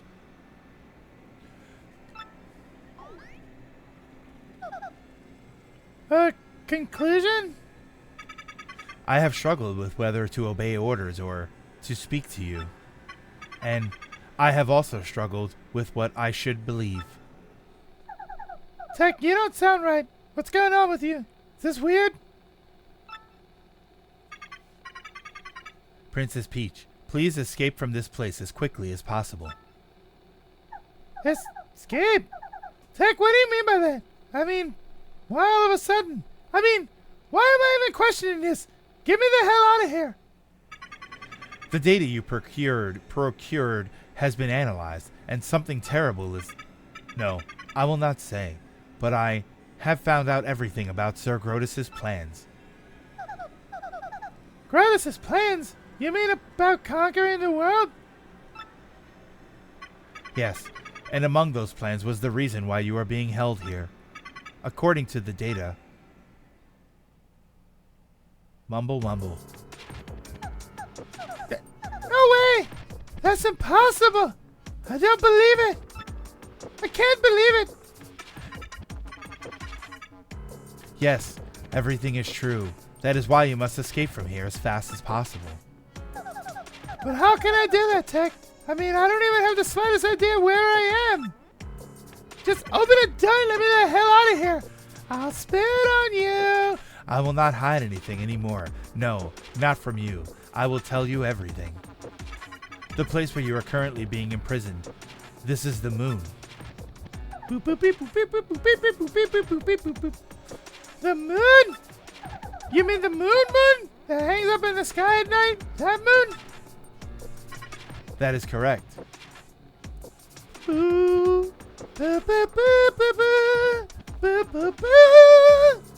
are the Moonanites. Beware our quad laser. But that's unbelievable. How in the world am I supposed to escape? Wait, how the hell did I get here? There is a way. You can escape, but you must follow my instructions exactly. But Tech, won't they know that you helped me? Won't you get in trouble? I'm a big giant computer. What can they do? That is inconsequential. I would like you to be safe. That is all that matters. Tech! I am the base's computer. No one will know of your escape if I keep silent. Please do not worry about me. Escape. Escape as quickly as possible. Okay, Tech. But I must inform Mario about all this before I go. It's no longer just my problem. Understood. They just come out of Japan. Nintendo now owns 45.5% of that gaming market. Not surprising. That's wild. Hold it right there, princess. Yeah. Tech, you miserable machine. We all know what you're up to, traitor. Sir Grotus, in my most paranoid moments, I never thought my own computer would betray me.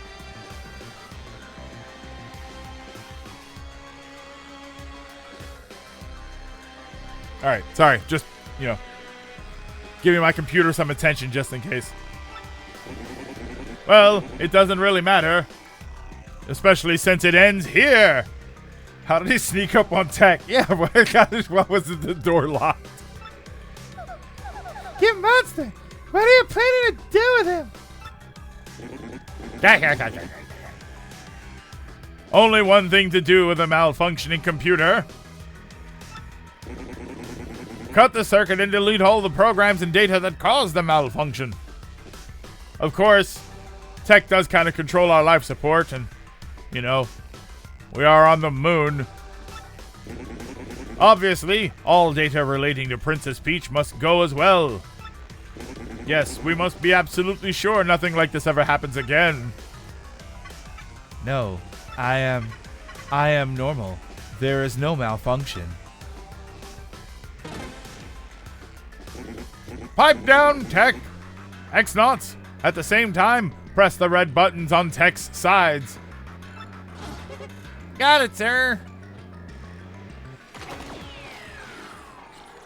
No, Tech!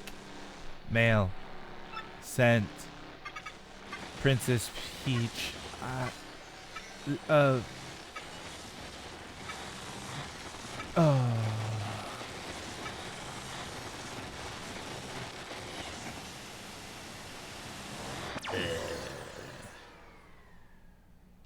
I wonder if those dots were like secret Morse code or anything.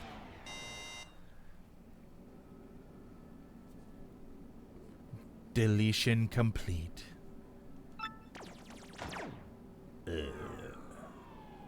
No. Tech!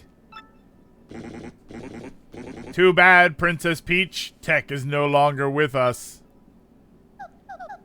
You inhuman beast! How could you? I think he is actually inhuman, though. Princess Peach, just stop it. This is no time to be worrying about a computer.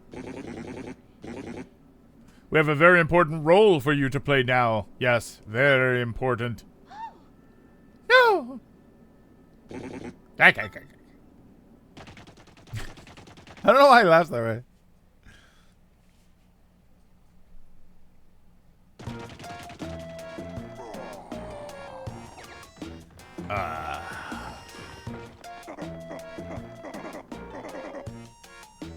He just has that Popeye laugh. I don't know why I give him that, but or why they gave him that. I got no crystal stars. I can't find Princess Peach. Twilight Town was, well, it wasn't exactly glorious. What's going on here? If this keeps up, Mario's gonna steal everything from my grasp, as usual. Your massiveness.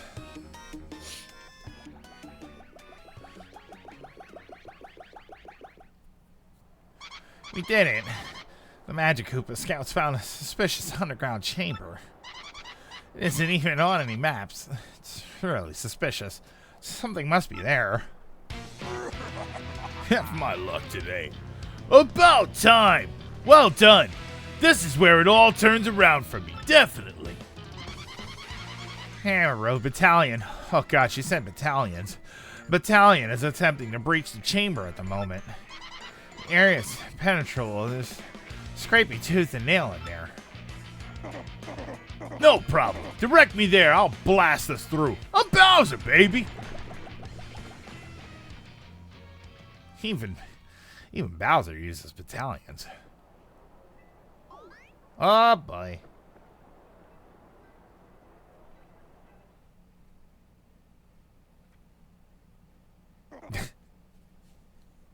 These are always fun.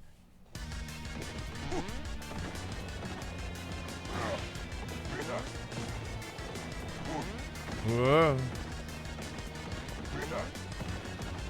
Look how like real the fire looks. It looks so much more real. Oh no! No! What am I doing? Oh wait, I need it to be down here. Oh wait, look, I get coins. Oh my god.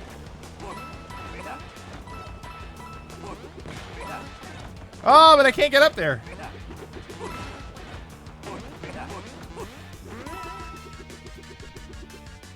Oh, what?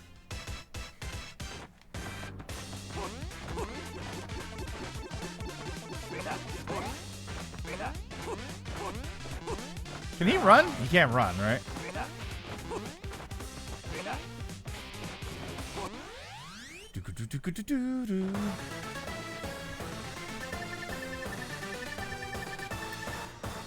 Worst treatment Bowser's had, even when he does get possessed, he's still part of the plot. And that's I like this though. I like that he doesn't, you know what I mean? That he's this kind of villain. Like, it's funny. Incredible, Lord Bowser. Nothing stood in your way. You couldn't be more super. Please, no problem. I felt right at home. But where are we now? Gracious me, you look... Lord Bowser, on the wall behind you. Could it be? A crystal star. Advantage Bowser. Last we found one. Now we'll make it ours. Freeze, chumps. Don't tell me you don't know the famous rock. You little punk weasel, you forgot these muscles? You forgot this hugeness? I think he's talking to me. Don't ask me how, but you cleared my secret training facility not too shabby. I even imported some super freaks to up the difficulty level. You're good. Wait, what? You? Good don't count for squat in this biz, babe. My champ's belt is mine. Oh, look, what an adorable little weakling. Hi, fella. Weak? Wait, what? Tell me something. You ever see a weakling do this? Up. Pain. Ow. Now you're sleeping. I knew you were a weakling. Why did you make that noise? The crystal star! Splitting too. Oh no. Wait, hold the phone. Mighty Lord Bowser. This is just glass. It's a flim flam. It's a fake. What are you saying? Use words I know. Oh wait, that's not him. Do you count Mario and Luigi as a Paper Jam as a paper? I didn't play it. I've said before, I always thought that it was a Paper Mario game with Mario and Luigi, and it's not. It's more like a Mario and Luigi game with Paper Mario. I never got to play it though. I tried to buy it a few years back, and it's kind of up there in price, I think. You want the real one? The great Gonzalez has. Oh, my hair. Neil the Rock. I don't know anybody named Gonzalez. Stop speaking in riddles, you chicken nugget. What do I have to flatten to get a crystal star? I like that he ended up with a fake, and Grotus ended up with a fake. Yeah, it's not a Paper Mario game. Oh wait, what? Oh man, it sent us back.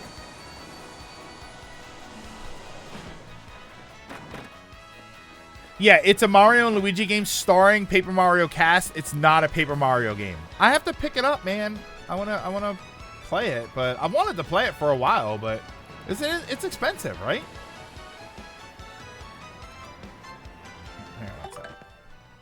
Actually, give me a few minutes. Let me run to the restroom and let me get more coffee, and then I will be right back.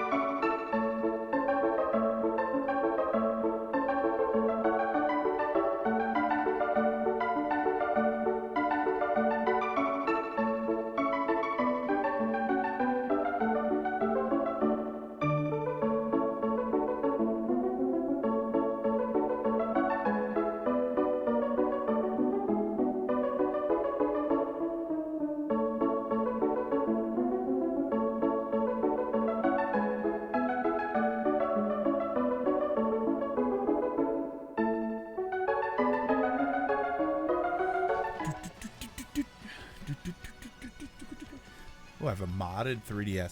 I still haven't done that. I'm back, by the way. I still haven't done the modded 3DS thing. Is it difficult?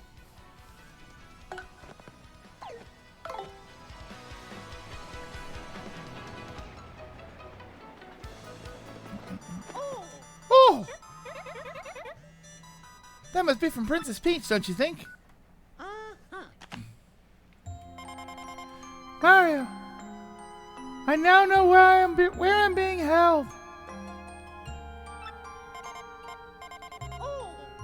I'm on the moon. Yes, the moon that floats out in space. And I've learned something even more horrifying. In order to resurrect the monster spirit, they need my...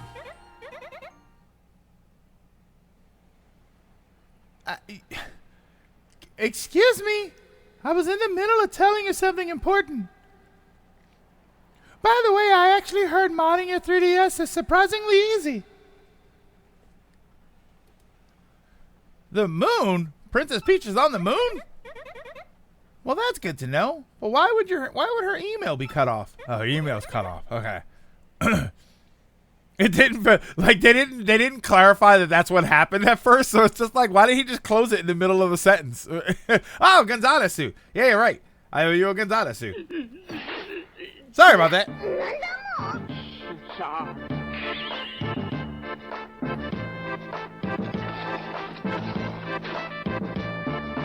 Ah, Gonzalez suit. Ore wa suyoi. Ore hikara shiruba pointo.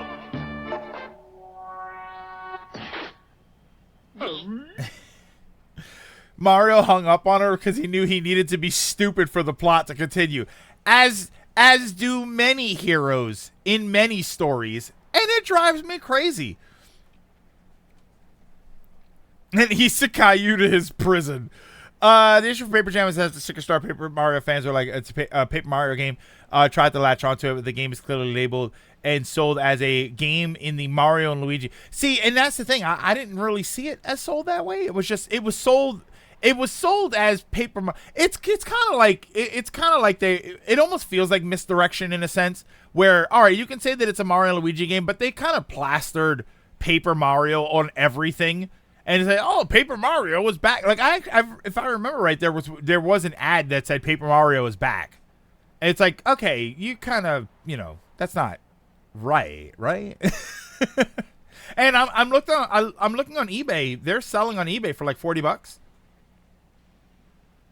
$50. I see one. I see a UK version for $22, but shipping would be crazy for that. But yeah, the game, it seems to be selling in the US anyway. It seems to be selling for like $40. Its title is Mario and Luigi Paper Jam. Yeah, I guess that's true. Just out of curiosity, you ever consider getting a 3DS modded for streaming? I have Sentinel. Apparently, that's really expensive. It's very expensive to do. Like, they make a capture card for the 3DS, or somebody used to make a capture card for the 3DS, but it's very expensive. Unless there's a new thing out, not a hack or anything, but unless there's a new thing out in order to play 3DS online, which, I mean, I could use a mod or not a mod, but I could use an emulator. Like, I feel like an emulator is going to be the only way. Hard modded 3DS is very expensive now because, yeah, the two people that did it don't do it anymore. It's expensive mostly because you need to send them to the people still... Well, if there is anybody still doing it. Type.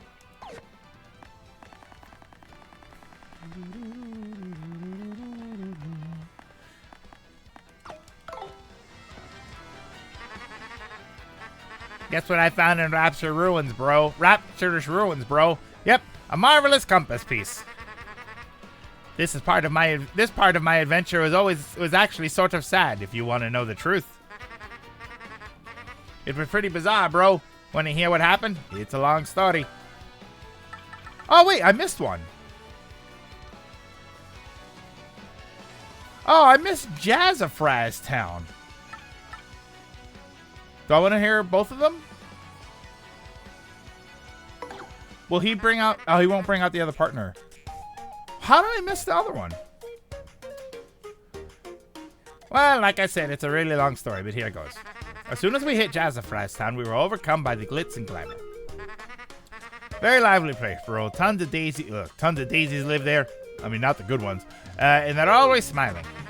While looking for the piece of compass, I met a hip daisy named Hazy, which I guess is the partner that we don't see right now. Hazy was a producer, and he was looking for actors to go on stage with him. I told him we couldn't since we were looking for the compass part, but Hazy said we could win the compass part in an upcoming drama slam. Mario, you look like an idiot wearing that, by the way. He said the so-called Drama Llama plaque might in fact be one of the parts. So we had to give it a try. We rehearsed with the cast and hit the stage.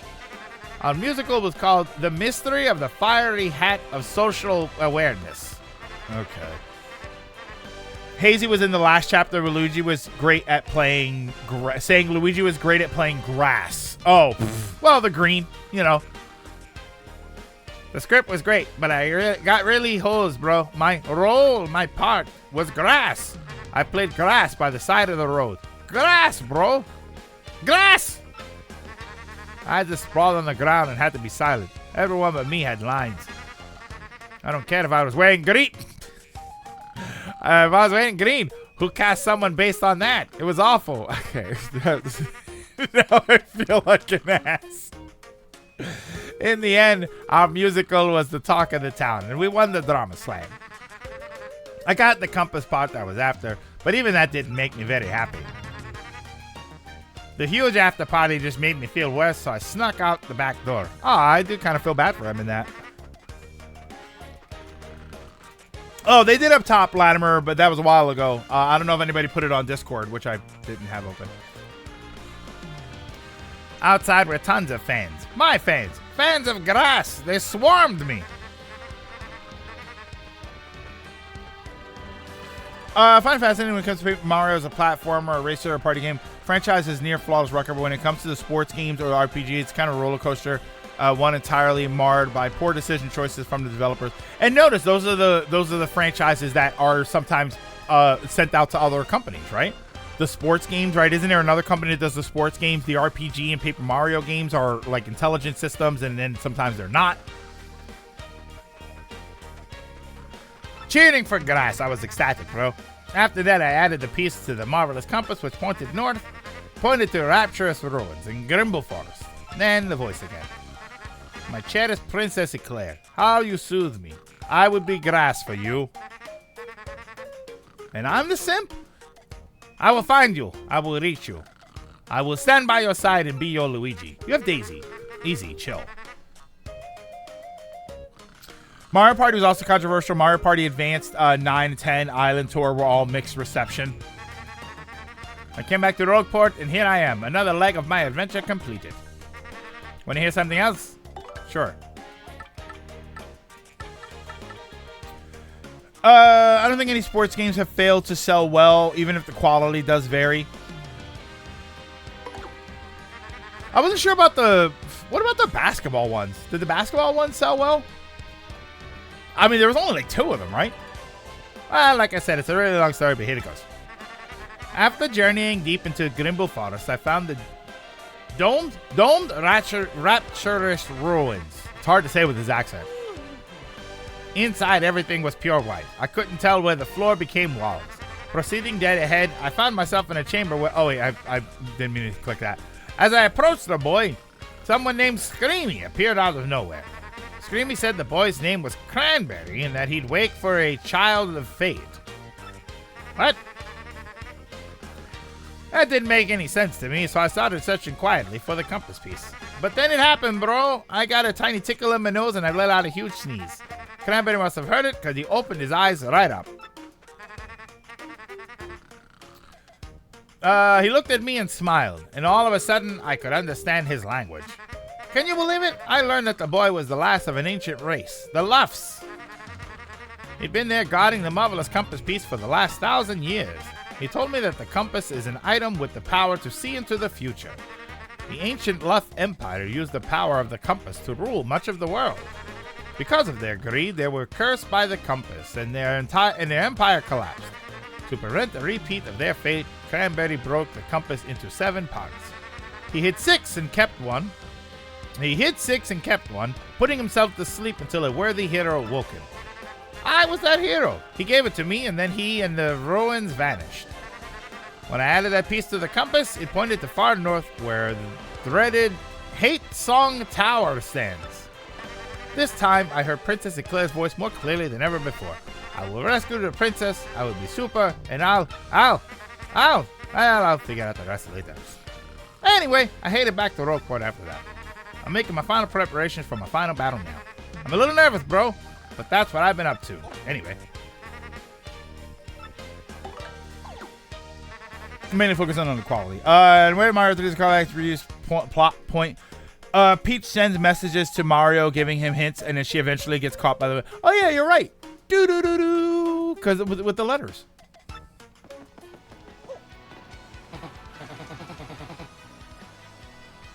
I'm screaming. I wonder what future is plotted for us by he who holds the compass. For I must deliver something.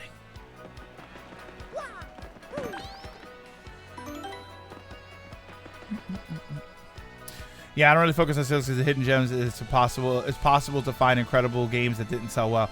Yeah, I mean, we kind of talked about that the other day, where it's like it's always tough to like include that stuff. So I didn't do that.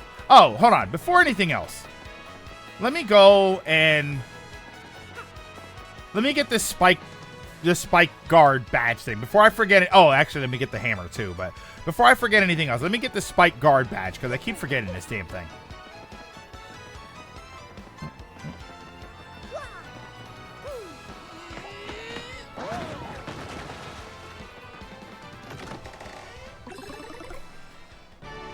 And I think this is the only one that you don't run into the obstacle first.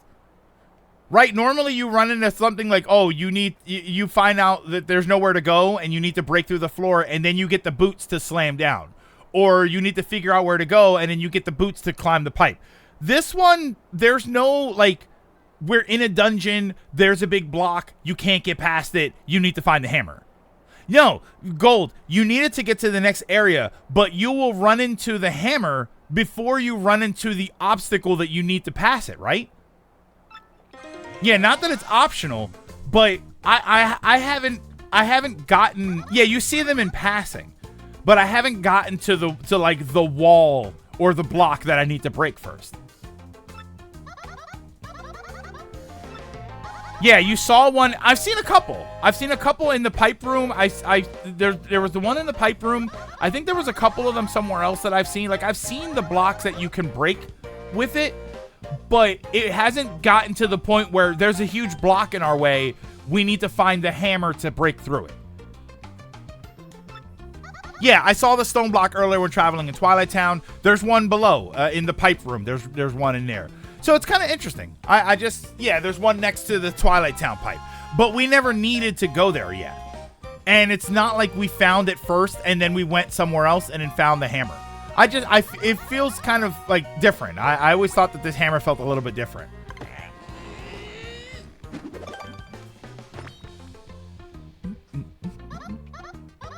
You need this hammer to even access... Okay, well, you're not entirely wrong there. I guess the end game is a little more rushed than the rest of the game because it does like it's been there the whole time, but you can't. Yeah, see.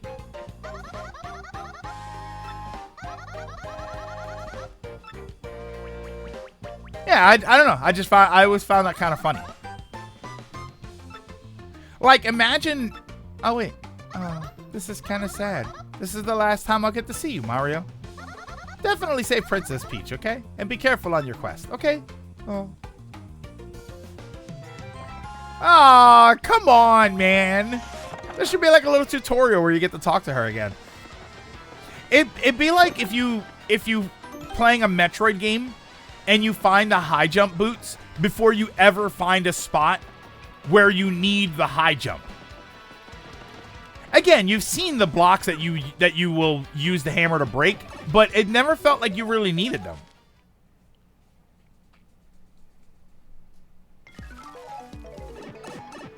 All right, so here.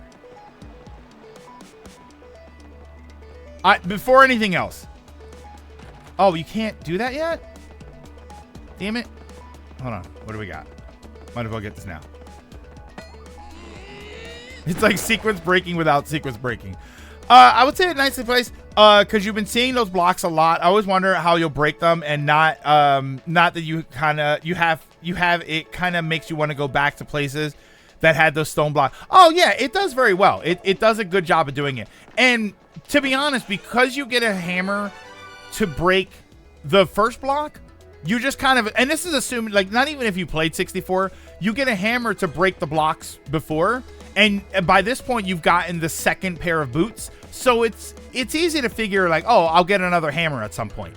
But it always kind of feels weird that it's not like you're in a dungeon chapter or anything, and like it's here in the town, and it always felt kind of strange to me. Yeah, I need to get there from the other pipe, right? Further west. Oh my god. Well,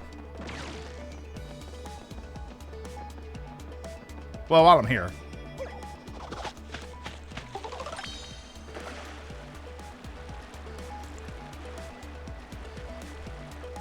I wonder if they originally planned to put the hammer on the moon, but didn't want to lock out some early stuff. Well, I mean, but it's not really lock out, because there's always stuff that's locked out. You know, until the end game, until you get the last power up, and then you come back and, oh, we need to go down and fight the open the 1,000-year door. But, well, now we have the hammer from the moon, right, after you're done chapter 7, so let's do some exploring. So it's kind of interesting that they give it to you now.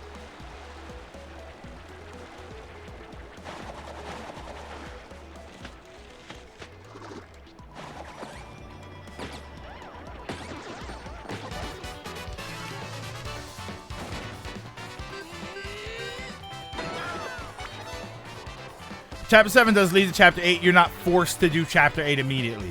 So yeah, so if they would have given you the hammer in Chapter 7, it would have been, oh, okay, before I go finish Chapter 8, let me go do some exploring. So it's interesting that they make it so that you can explore now, because now you can go back to Twilight Town, you can get that chest. I don't know, I find it kind of interesting that they did that. I think my controller is drifting a lot.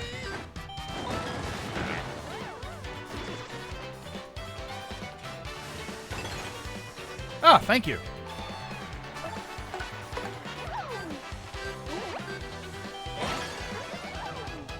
Oh, no! I didn't realize that breaks them. I mean, there's no reason it shouldn't, but...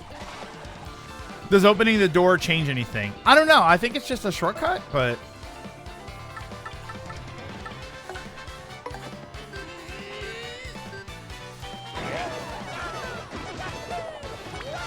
Woohoo!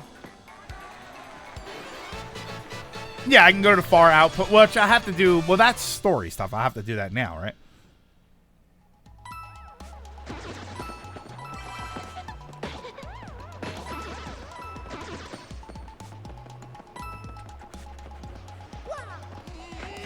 Aha. Oh, wait. Are these the last 3 shine sprites that I need?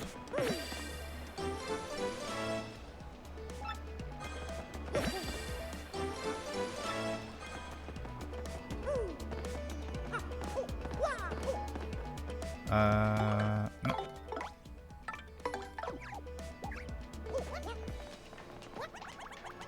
Ow!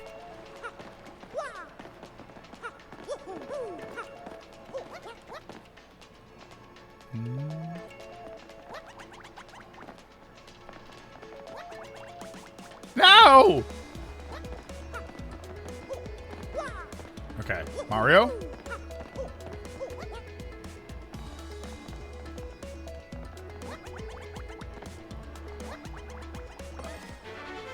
Defend plus. Oh, that's a good one. Hold on.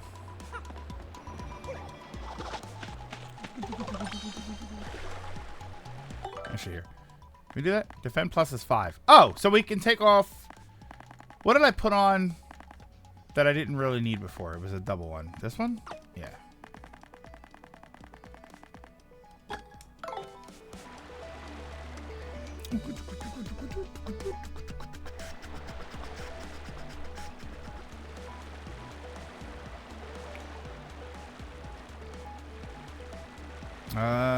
Yeah, that's right. I have to open that. So yeah, so I got to come at this from the other side.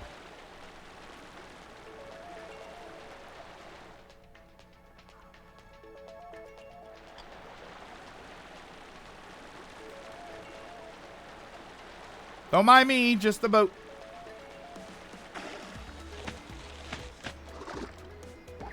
And I'm just a boat trying to float. Ha-ha!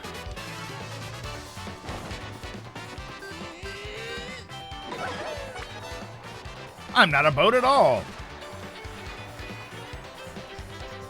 Oh, do this. Do the gulp thingy.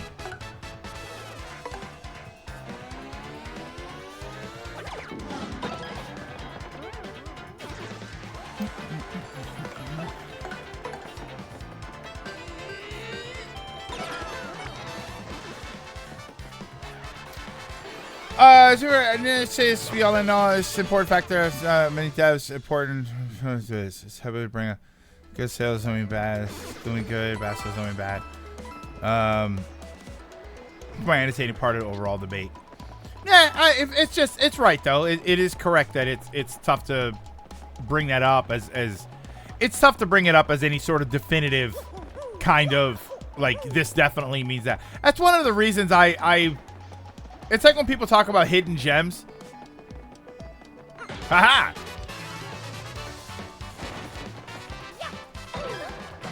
There we go. Like when people talk about hidden gems and stuff, it's always kind of like, or not hidden gems, underrated. When people say things like underrated, and it's it you know sold well or it reviewed well, and it's just like yeah, but but there is value to that as a term. It's just not a definitive term.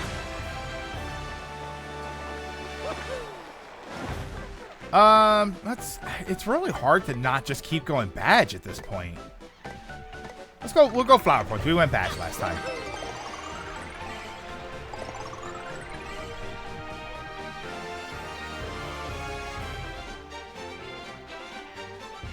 So it's rarely brought up as the only thing. It's a part of it. It shines things. It's in the first community. Please don't talk about hidden gems. We don't want the price of retro games to rise anymore. Latimer, I have a video saved. You know how YouTube lets you do like the watch later thing. I have a video saved from Metal Jesus, and whoa. Oh wait, I have to do. Oh wait, I can do this. Oh, there we go. There's the Twilight Town pipe. He did a video. I want to say it was a year ago, maybe more. Of shoot 'em ups, like hidden gem shoot 'em ups or something, and decrease the FP. Oh, that's not bad. And I didn't watch the video, but I saved it because I wanted to see. Actually, no, I think I did watch the video, but I did save it. I wanted to come back later and see what would happen to the prices when, like, later on with that video. I haven't watched it again to see what the prices were. Yeah, I'm always kind of worried. That's always that was a talking point for a while. Was oh no, if you talk about these games, people will know about them and they'll go up in price. It's like yeah, but I gotta talk about games.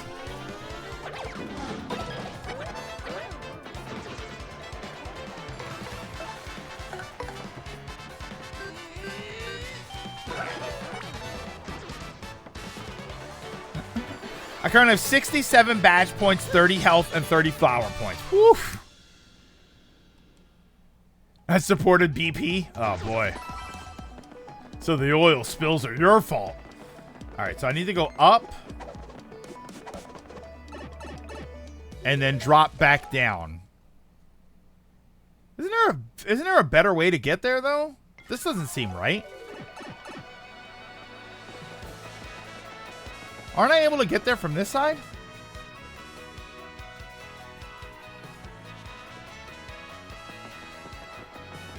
Or people could stop being scum and not scalp retro games. Well, I don't know, Lilac, because now that starts because that starts a conversation. Because that's not really, is that scalping? Buying retro games and then selling them for more later? That's not really scalping though, right? That's buying and selling. You know, I have a bunch of retro games. When I sold my collection, or if I sell an individual game, I'm not scalping, right? Scalping is buying new stuff to diminish the stock so that you can sell it for more. If you're buying it with the intent of selling it at a higher cost, knowing it will be hard to get. But it's an old thing. I mean, isn't that what people do with gems and gold? And you know, are you scalping gold if you buy gold? It's a terminology thing. Back in sales mentioned, I mean, Square come out, confirm those things, so some shocked if there was a sign.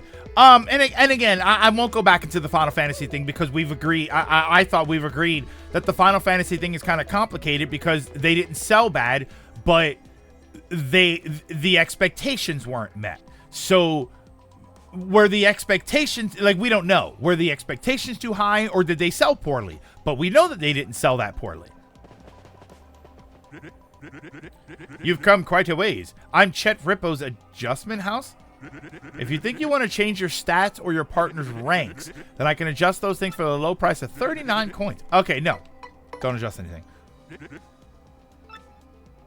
Gold selling is already its own scam along with diamonds. Yeah, and I won't pretend that there isn't a scam when it comes to selling retro games. I mean, we've seen that with the sealed market, which is absurd. The graded market. I'm sorry, the graded market is just ridiculous. So it's not like we haven't seen that, but I would argue that that's not really the same thing. I would argue that scalping is something that you do with something new. Now, if you want to say hoarding or something along those lines, that's probably a little bit better. I don't know. I guess it's just again, it's a semantics issue. Oh, there we go. It's up there. Here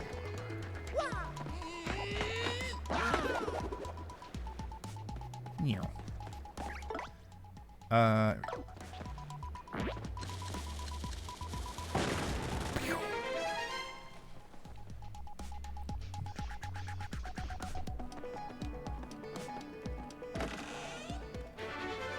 Defend Plus. Okay.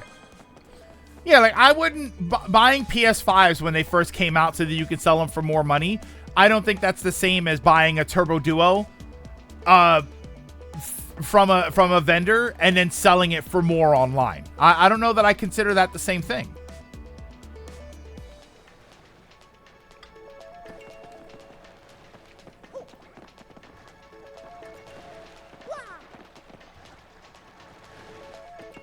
Huh. All right, so I'm going this way. Isn't this where I'm going?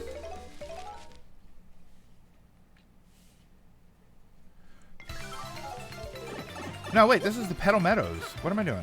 Oh, I need the boat. Yeah, that's just the pipe to Petal Meadows. Like, wait, that doesn't seem special. Is it down? Oh, I think it's down that other pipe. Not doing cleanup. I just want to get the spike badge. It's the boat, right? I just want to get the spike badge that's down here because I haven't gotten it. And then we're going to go to chapter 7. Oh, I had to take... Well, hold on. There's a thingy here, too. Oh, wait. There's something here. Wait, now how do I get to that? Hey, D. I see you. Were your messages... Oh, is Twitch doing that thing where it's like eating messages, or... Oh, wait. I have to do this. Hold on. Yeah, I really shouldn't. I'm not really clean up, but, you know, while we're here. This is what happens. This is how I get, This is how I get distracted. This is what it looks like watching me play something like Tears of the Kingdom. All right, everybody, we're gonna go get this shrine. Oh, look, a shrine over there. All right, wait a minute. Oh wait, there's a little Korok guy. I gotta help him out. Let me strap a rocket to his friend here.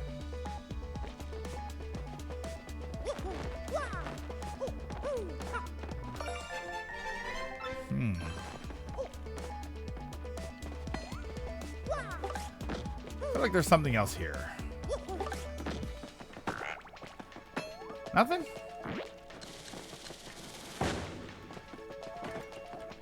Tears of the Kingdom is distraction the game, though. Oh, it won't let me summon him there. That's all that was? See how crazy it is to see someone have 50 FP before doing Hooktail. Oh my god, yeah, that's just grinding.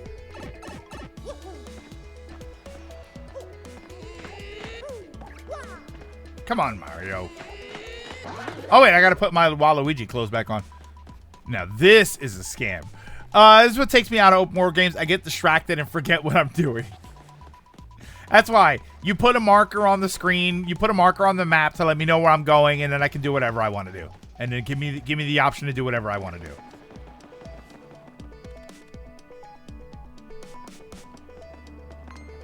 Whoa. It's here? It's here, right? That's back there. Or is it further down? I don't think it's this. It's not this, right? The other graded pipe. Okay. Oh wait, but I need she's the one that gives me the thingy, right? I needed this anyway.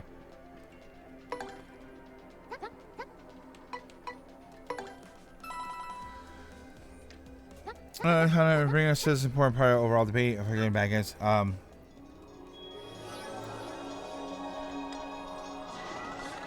It shouldn't be swiftly dismissed, but Dragoon. But it's a very that number in and of itself is a very it's a very subjective number. You know, it sold this many, but did it sell well because it was coming off of a good game or a bad game? It you know, what did they consider the sales? Is that good or bad? If an indie game sells 1 million copies, it's a great thing. But if a Mario game sells 1 million copies, it's a failure. Like, it's difficult to come up with because it in of itself is a subjective number. It's not a terrible thing to bring up. It just doesn't really, it often doesn't answer any questions. If I'm being brutally honest here, I think that's the thing, is that it oftentimes it doesn't really answer any questions. Oh, here we go. That's what I want to do.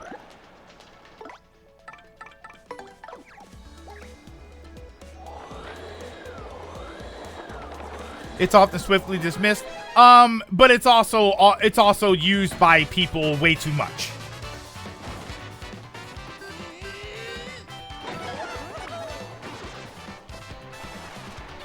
Oh, look, Flurry, you're fighting. There you go.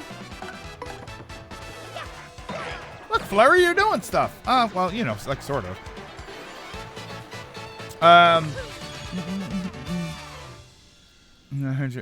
Them selling higher is one thing. People are like, tough crap, pay me $900. Just toss it.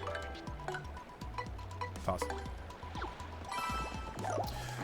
Pay me $900 or you never be able to play the game. On top of that, it's not always the old games. People look for games that have limited runs purposely. Well, there's a whole company based on that.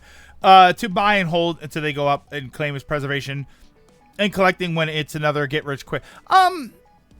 It's a lot. Like, you're not entirely wrong. I think a lot of it's just the semantics of the term scalping.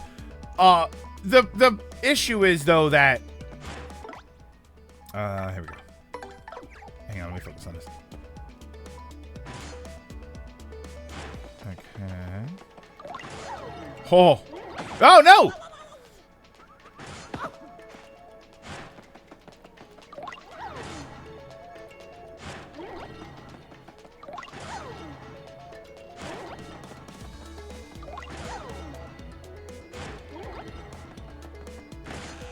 All right, that's what I needed.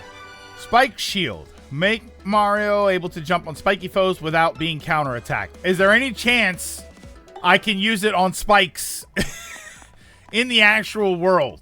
Spike shield. So now we have to find 3. Because I think I just want to have this on all the time.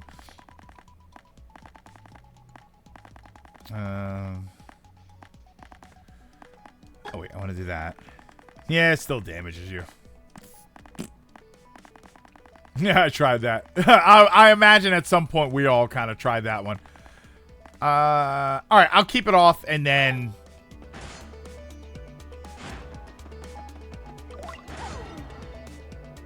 Next level up.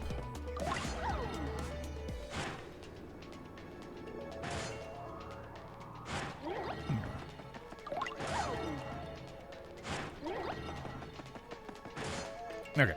I was going to say, it's like the scalping, like, old stuff thing. I mean, they are kind of taking a gamble on that when they do that. Because it's you can't really say, like, something like limited run, for instance, like, that's scalping. Those are brand new things. People buy up those limited run. The people buying the NES thing, I imagine there's probably going to be some people trying to scalp that. All right, so we got the spike badge. That's all we really cared about. Let's work down to company expectations. The expectations of Square Enix aren't the same as other companies. Yeah, so in that regard, the numbers thing is tough to bring up. It's tough to bring up in a definitive way because a lot of that comes down to expectations. Doesn't answer every question of the shoes because it's tangible data. It's the most tangible data we often have. To your point, we can't know the expectations. You can't even know how reviews affect things. Hang on. Oh, damn it.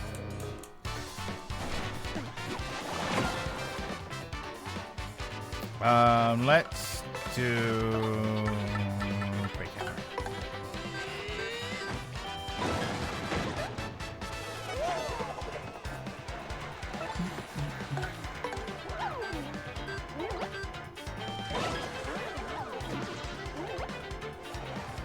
Did you get that hidden pretty lucky in the big room before the first black chest? I think so.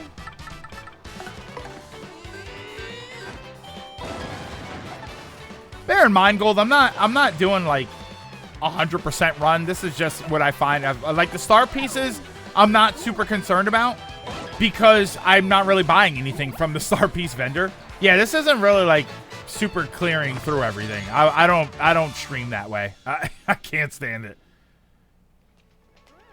Pretty lucky badge is nice to have. I mean, I'm already running out of badge space though here. Yeah, I'm not a 100%er. And I'm certainly not a 1%er. All right, I'm trying to get to... There we go.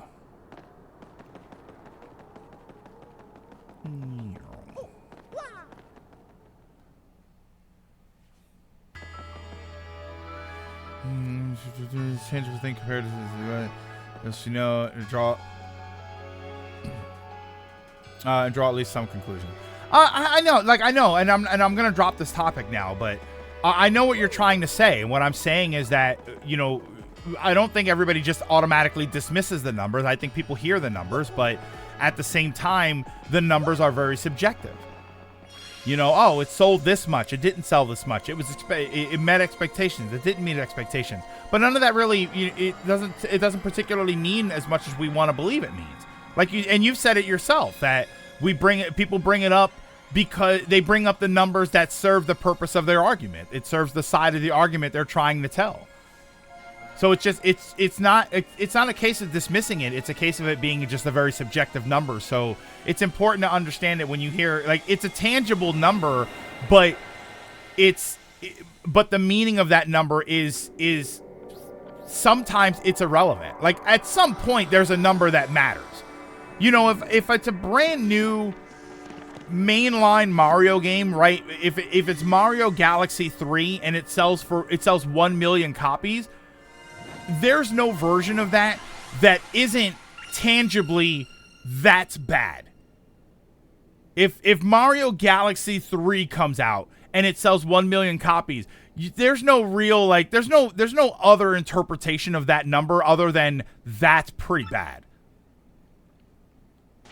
But when it sells 20 million and Nintendo says we thought it would sell more, it's like, well, you know. Is that right? According to the map, the last crystal star, it can't be.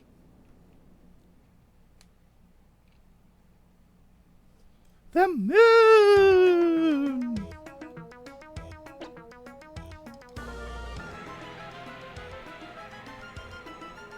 Mario 3D World so awful this launch week. Which version?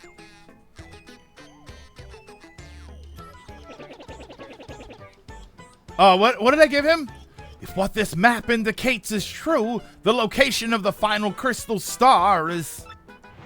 No. The moon! The Wii U one. Yeah, and I mean, that's a good point, is the Wii U one. But the Wii U was also a bad seller. So what's subjective? You see what I mean? Like, it's subjective. Is 99,000 good for the Wii U? Isn't Princess Peach also on the moon? The problem here, how does one get to the moon? Quite a conundrum.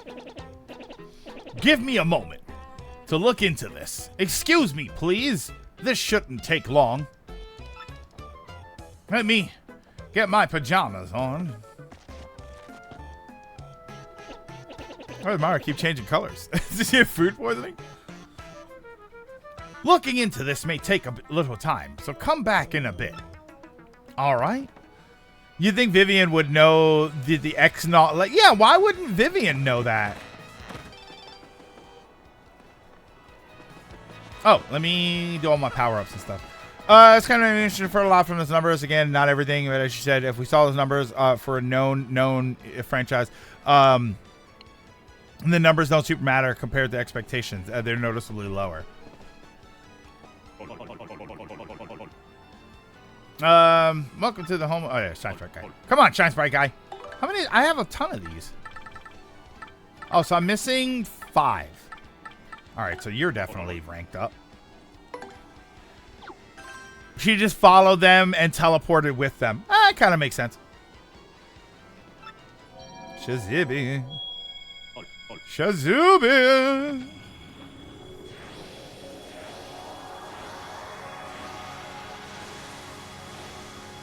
Yeah, it's fascinating. I find it interesting. And it's certainly not the first time we've talked about it. Care to power up more? Absolutely. Let's power up Shell Slam to ground enemies. Dodgy Fog. Stampede. Bobbery.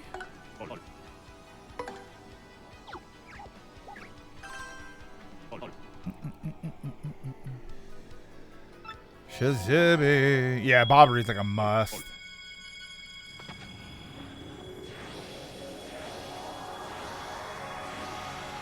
Money hungry scum.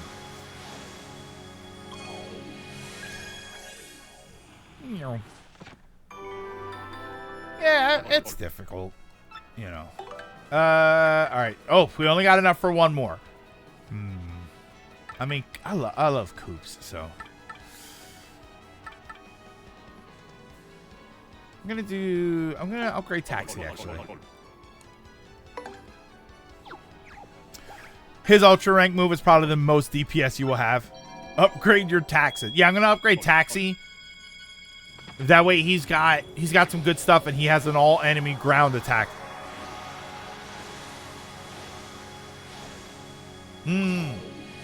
Coop's ultra rank move ignores defense. I was wondering why Koops would have 2 all ground attacks. So the second one ignores defense.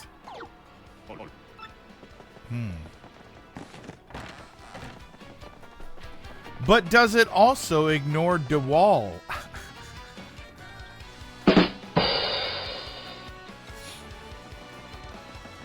So we're gonna save. Alright, so we're all powered up. You prefer big numbers in RPGs, like 16. How big damage numbers during Titan fight, or small numbers like in this game, to feel more tangible. I'm fine either way. I mean, at some point it does kind of. I remember that there was a post about that too. Yeah, at some point I'm just kind of like, it's a little too ridiculous. I still think when you hit 9999, it's awesome, feels good, and then when you pass it, you're like, holy crap. Yeah, but number bloat is kind of a thing. Somebody, because there was a post going around about how, like, you're surprised when your character hits 15 in Paper Mario, and then someone posted like a real. Everybody was posting a bunch of different jokes about it, and one of them was like, when you're like a real sort of like unimpressed face, and it's when your character hits, and it was a string of like 10 numbers in Disgaea. It's like. It's just, at some point, there's so much going on that you're just kind of like, okay, what's happening here? Yeah, at some point, it does get a little ridiculous. All right, I'm going to check something here, because I think there was something here. I can jump over there, right? Or is it the boat power? Oh, it's the boat power, right? Isn't it up there? Yeah, it's up there. When you break the damage limit in 10, you can tell, you can't tell that isn't. Oh no, and Ronan, one of the reasons it's satisfying in 10, and other games that sort of do that, is because there's a limit, and you get to break the limit. You feel strong, but if the game just automatically had that, if the game just automatically had, you just do millions, if not billions, in damage, it's kind of like. All right, so great, right? I did 812 million damage. Is that a lot? I don't know. Did you get the money reward? I don't think so. This guy. Well, it was. I mean, it was just a joke. I forget which Disgaea game it might have listed, but But there are games, I mean, I actually, I think somebody responded and they said, like, Final Fantasy 14. And it is kind of like that. It's like when you hear, you know, if you were playing Final Fantasy 7, or if you play Paper Mario and you found out the boss had 200 HP, you'd say, oh my God. If you played Final Fantasy 14 and you found out the boss had 100 million hit points, right, the raid boss had 100 million hit points, you'd be like, oh, okay, so he must be like the first phase. You do 100 at first. Yeah, endgame, you're hitting around 5,000. Post-game, in hours of grinding, you do trillion. Like, yeah. Like, you know, it does kind of feel that way. It does kind of feel like there's a bit of bloat, and it almost feels like, I don't know, it feels unimpressive at a certain point where you're just kind of like, okay. Big numbers are great, and they used to emphasize. They emphasize a moment, or they emphasize a sort of breaking through the wall of a game. But when you get to a certain point, when it's just naturally in the game that way, like, okay, right? I thought the weapons in Final Fantasy VII had 1 million hit points, and I always thought that was impressive, and apparently it's not. All right, hold on. Let me actually pay attention to what I'm supposed to be doing here. Okay, Vivian, you're out with me because you're Vivian and you're always out. You have moments where you get massive, like that always feels good. All right, so we're going back down. We're gonna go to that pipe, right? We're gonna go this way. Oh wait, I have to go. I went to the door, so now I can go to the pipe room.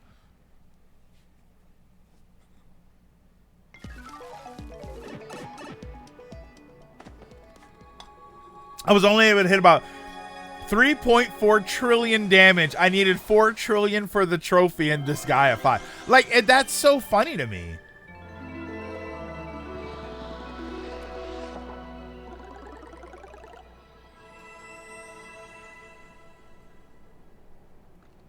So yeah, at some point you're just kind of like, I always remember, in like early, well, not early WoW, but there was always a talk about the number bloat and how it's just not impressive anymore and what should they do.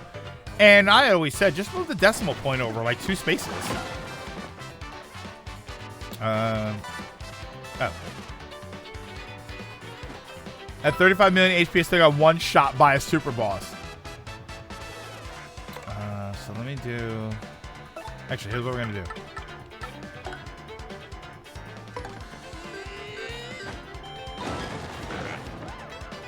Oh, we got it. Okay.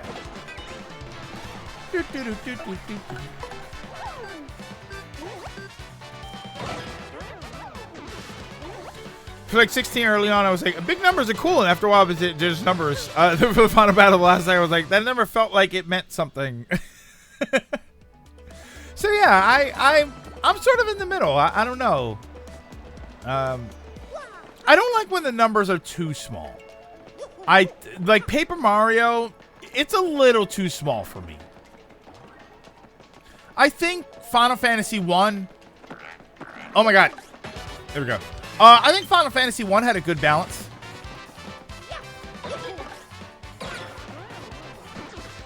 Hey! Did anybody see that? Oh, tell me you saw that. Come on, tell me you just saw that.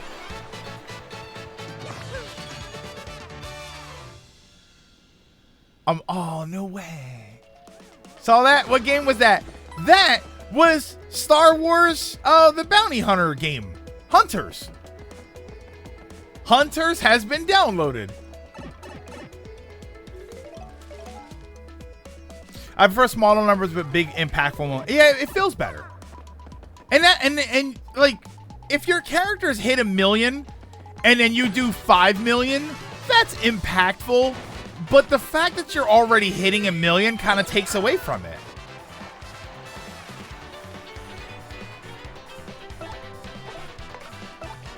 Let's do quick.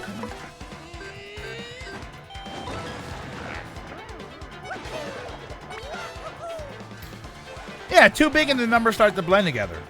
That's a good way to put it. That's what 14 did. The stats and AP were and HP were bloating hard. Emerald Weapon was like 400 million. So they did a massive squish, cutting the numbers down by 80%. Just squish the numbers.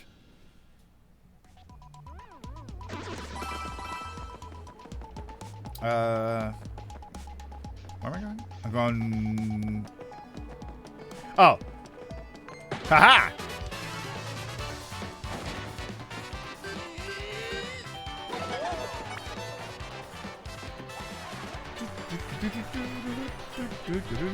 I have exactly 1,000 coins.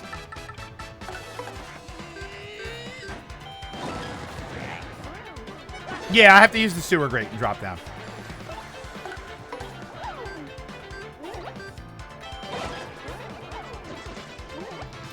$14, at least get it because of MMO nature. Whenever the scale they were building was eventually going to break, since it literally expanded the scale. Yeah, like MMOs, you have to do it. MMOs, it's not like you can. It's not like it's not like there's a new game and then you can just restart the numbers again. You can't start back at doing 500 damage.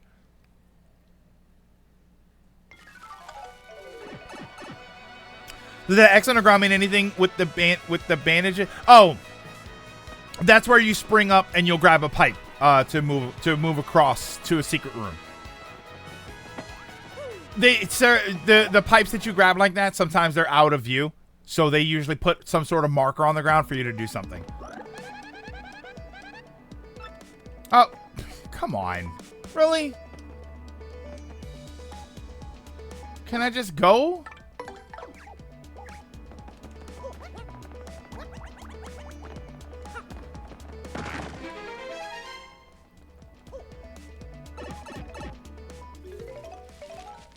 Did I have to talk to Frankly? I just checked my Switch at Star Wars Hunters. Yeah, that's what it just did for me, too. Do I have to talk to Frankly first? Boy, this is darn cold. Where is this place anyway? You have to talk to him, right?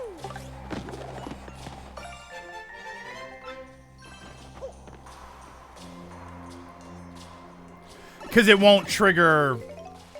Oh yeah, you're right. Because I haven't actually done. Well, wait. Do you do the chapter start now, or does that after the whole fetch quest thing? Oh, that's for that. That's for back there. Come back, come back, come back. Games like Blue Dragon are perfect. The HP cap is 999. You tend to get 10 to 80 damage, critting into 200. You can get stronger skills, hitting into the thousands, but generally you're in the 100 range. Oh no.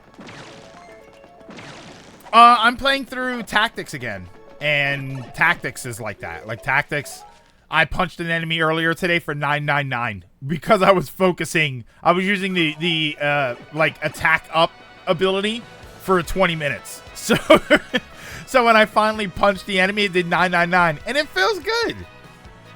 But when you're normally playing, you know, you're hitting for 18, and then all of a sudden you hit for 32, and it feels awesome. You know, I zapped a monster with my mage and did 58, and it felt great.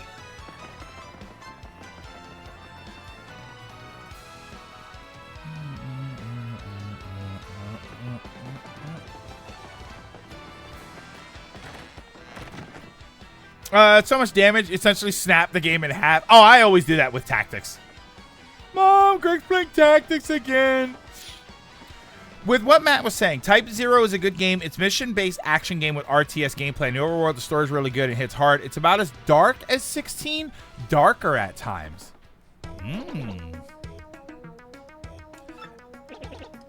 Excellent timing. I finally have it, Mario. I found a way that might just get you to the moon. You must go to Far Outpost, and you must use the cannon there. I don't really have a good Farnsworth voice.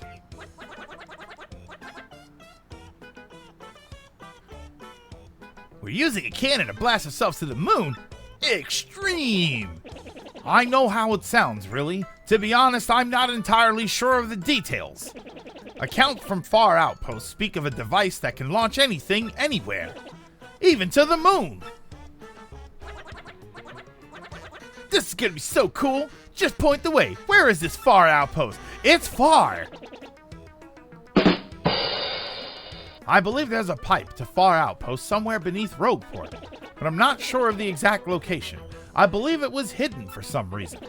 If my information is correct, you need something called an Ultra Hammer to get it. See, like that's fascinating to me. Like, you get the Ultra Hammer, you find Far Outpost before they even tell you to do the thing that you need the Ultra Hammer to do. An Ultra Hammer? We already got one of those. That certainly changes the subject now, doesn't it?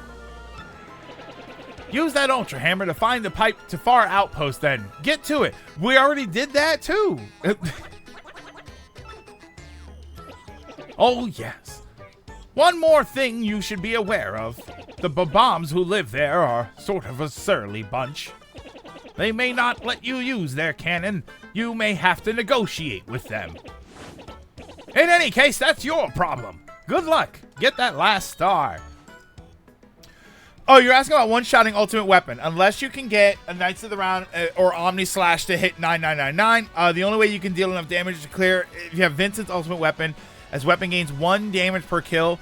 If you kill 65,553 enemies, you'll hit an overflow glitch, which makes Vincent's next shot deal 1.6 million damage. It resets. Okay, so yeah, that I stopped it because I didn't know if they were understanding what I was saying. I was just thinking, like, if a Game Shark, like if you use a Game Shark and it lets you do like Quadra Magic, right? Like, imagine a Game Shark that lets you Quadra Magic Knights of the Round.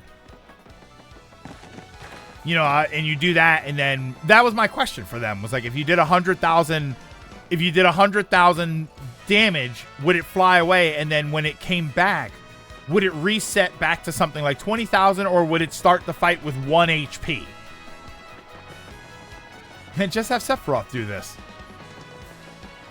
Emerald jump scare. AGM, I wasn't sure if you were the one that said it. I know some other people said it.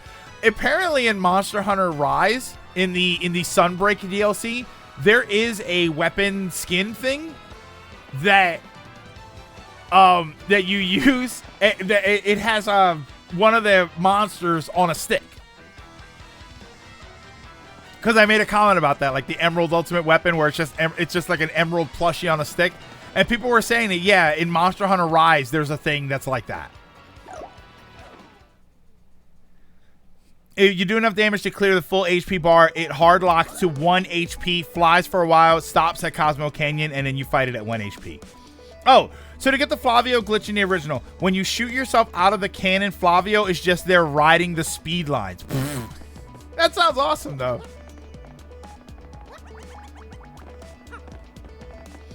I kind of wish Professor gave you Ultra Hammer here. Be more impactful. Explain why it took him time to find a solution.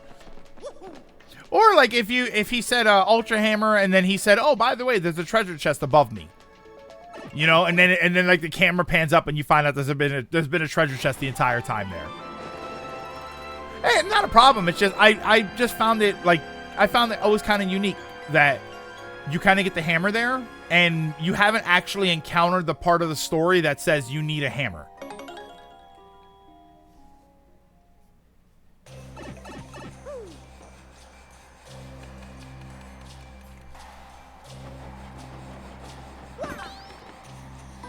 Whole set of different plushie weapons. If you attack with them, they even squeeze. Someday. What? Okay.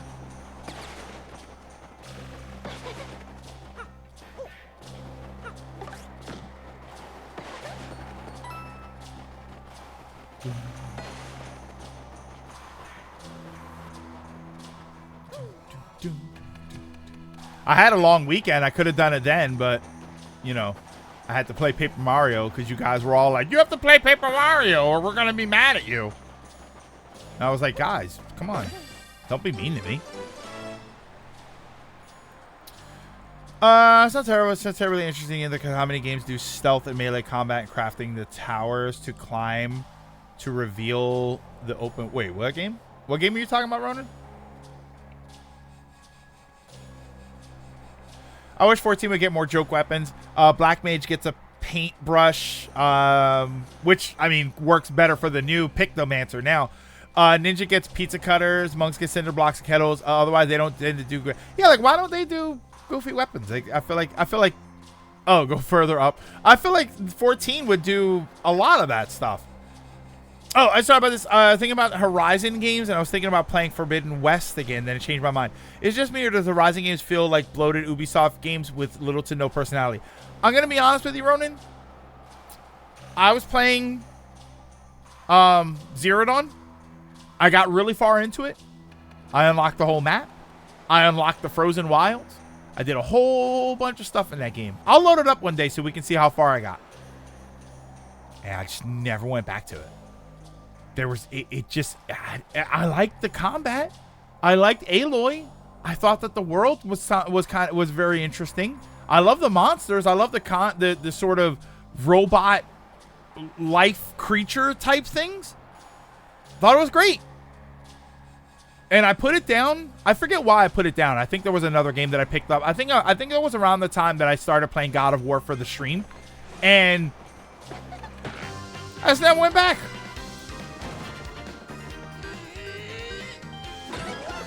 I don't mean to sound insensitive when I say this. I'm pretty sure I started playing that game before Lance Reddick died. Riddick.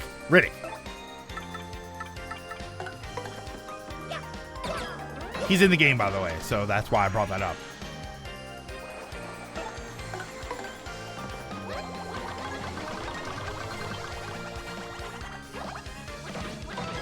You see what I mean? There's no pizzazz to the game.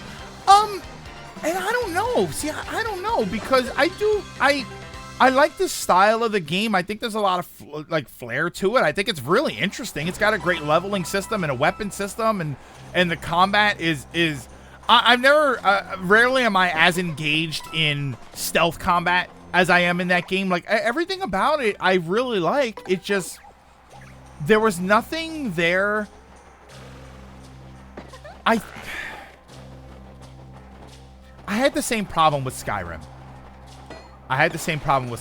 And it's, I'm gonna contradict myself here. I've said before, give me a nice open world and a place to go. and then tell me where I have to go, and then let me explore to my heart's content whatever else I want to do. But I do need the linearity. I do need and which is not even entirely true because of Tears of the Kingdom. I do need more direction than the game gave me, but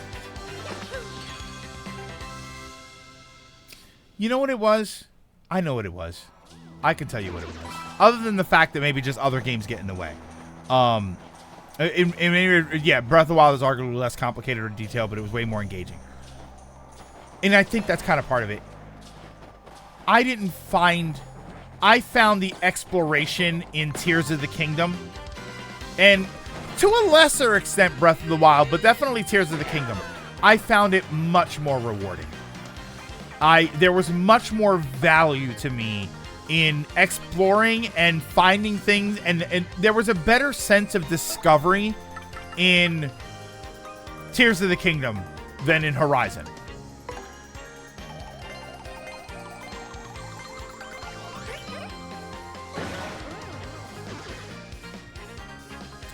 Horizon is way less open than you'd feel when you're playing it. There didn't feel like there was exploring in Tears of the Kingdom feels very personally rewarding, and yeah, I didn't feel like I felt like I was going through the motions when I was finding things in Horizon. Like, oh, I'm supposed to find this. I'm supposed to find that. This was put here for me to find. That was put here for me to find. I didn't feel like, whoa, what's this? It's a sense of discovery. I didn't feel like I was discovering anything that oh my God, I wonder if anybody else found this out. It was, all right, that was a thing that was there. And now I know it. And now I have it. Next thing, and that was it. Like, that's kind of how it felt with that. So then it made me want to just engage in the story, but then there's so much to do in the world that I had a hard time engaging in the story. Even though I think Ghost of Tsushima is a great game, I think you'd like the story. The world won't hold you. It's a lot like Horizon with Samurai in Japan. And you know, for as much as people talk about Skyrim was the same problem. Although I couldn't tell you a single thing about what was actually happening in Skyrim. Like, to this day, I don't really remember the story of Skyrim. Let's do...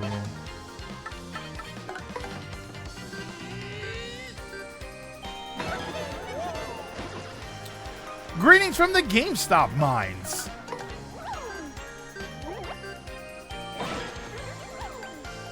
Ghost of Tsushima knows what it's doing a little better than at least the first Horizon. And that feeling is what I get when I see Horizon gameplay. Great moments in between, doesn't feel like there's enough. Woo! Skyrim is just wherever I go. I mean, Skyrim, the problem with me, the real problem with me with Skyrim is just that it's painfully dull. I think everything, like visually, I think everything visually is terrible. Everything is gray and sad looking, right? If you're not in a snow-covered, cloudy mountain full of, you know, in the middle of a snowstorm, it's a dank cave. Like, I thought Skyrim was painfully depressing to even look at. And, like, sure, that's the world, but I'm also playing a video game, and I would like my video game to feel kind of interesting. Yeah, it was just so... Ugh. I think Oblivion. I think Elder Scrolls 4 would probably be more up my alley. Had someone left angrily because I rejected their Xbox Series S because the HDMI port is broken. You know what I used to say to them, Flip? When I had stuff like that, when I would reject games because they were too scratched or whatever, I would say, would you buy it like that? Would you come in here and buy a system with the HDMI port not working? Skyrim is what COD is stereotyped as? How do you mean?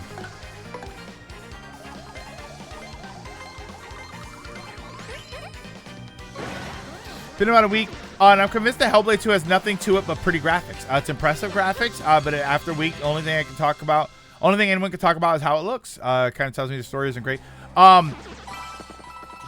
The sad thing is, Lilac, everybody kind of knew that. Like, everybody knew that was going to happen. I mean, people got all pissy about 5 hours of gameplay. People got all pissy when people said that, oh, you can beat the game in about 5 hours. And they're like, but it's an amazing 5 hours. But it does mean that if you tell me a $70 game takes 5 hours to beat, what I'm hearing is there's probably not a lot of substance to the game. It's probably not anything that's going to have any sort of staying power. And then the gameplay itself is all 1v1. Like, they said this before. It's designed to be a very cinematic experience. When you fight in the games, it's designed to be like these sort of pseudo-realistic looking 1v1 battles. And it's a very cinematic thing, and that's great. But I can watch a movie. It's engaging the first time, but is it engaging the third time? Is it engaging the 9th time when you're doing the fighting? Like, am I going to want to play through the game again? This is Far Outpost. Where do you think they keep that cannon of theirs? Only one way to find out. Let's get started by talking to the villagers. And that's Hellblade. Yeah, you can argue there's less action in the second game. But Hellblade 2 does nothing that you weren't already doing in the first game, which is why it comes off as weird for some people. Yeah, it's you knew what it was going to be. Everybody knew it. That's why the whole thing about I heard at least with Hellblade 1 about the mental health message. I mean, but it seems like a lot of games have that nowadays. There's always some underlying message to everything. Yeah, I mean, some guy, there was a tweet that was like, show me a game with more realistic combat than this. And it was like a Hellblade 2. It was like a 1 minute sequence or something. And I just looked at it and I'm like, first of all, it's not realistic. She took a couple of hits and the guy took a couple of hits and they're still fine. So it's not very realistic. More importantly, it looked boring. I'm not paying $70 for a game because I want it to look absolutely realistic. I want it to be fun. It looks like game. It didn't even look like game combat to me, Dragoon. It looked like a movie, which is great. It looks like a movie, but I don't want to buy a movie. I want to buy a video game. I want to buy something interesting with interesting combat that I want to go back to, that I'm willing to do multiple times in a game. I did see that combat video and the game drop. It was almost 1-to-1 the same fight as the end of Uncharted 4. And it's just like, how is that special? It's not. That's why this whole thing, if anybody's surprised that Hellblade 2 is not really getting talked about and wasn't going to have any staying power, I don't know what you thought you were going to get out of this game. This is something that everybody knew was going to happen. Everybody knew it. Everybody said it. Oh, everything is dull colors. What I mean, Skyrim. It's just the COD stereotype. It's the Kia. It's the brown swordplay game, right? Because COD. That's what COD is always. It's a brown shooter. It's the brown swordplay game. It's like when people showed off Horizon Forbidden West fight over and over.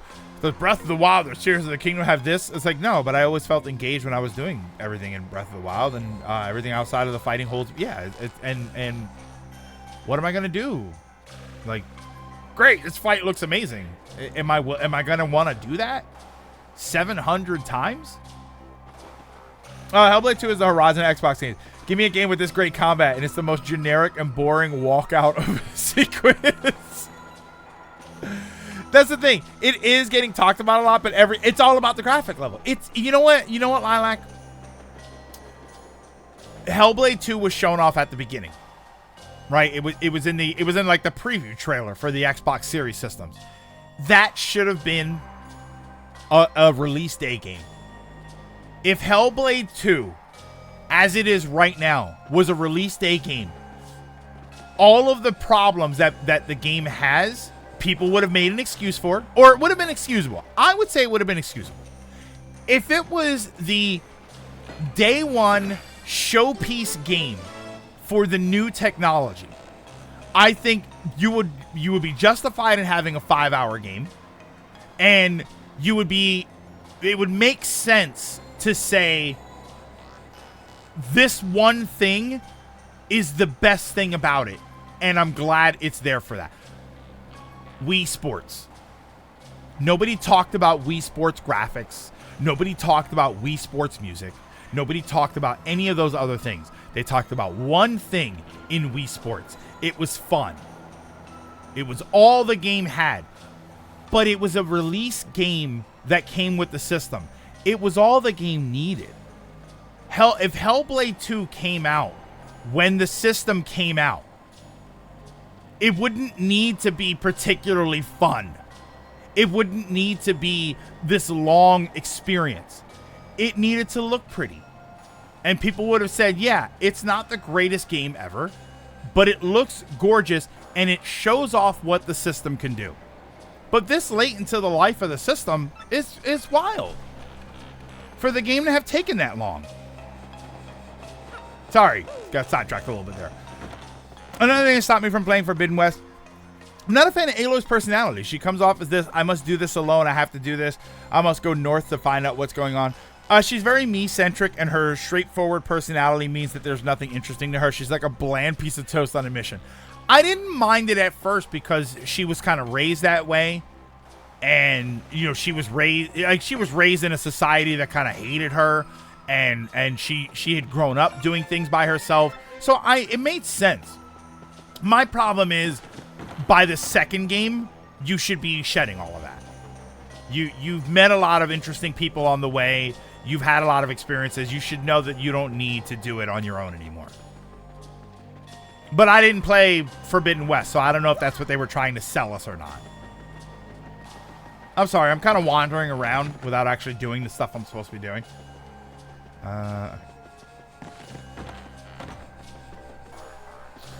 Look at Halo kickflip out of the grass in an epic grappling arrow. I'm like, cool. Sorry, I just built a flying turret.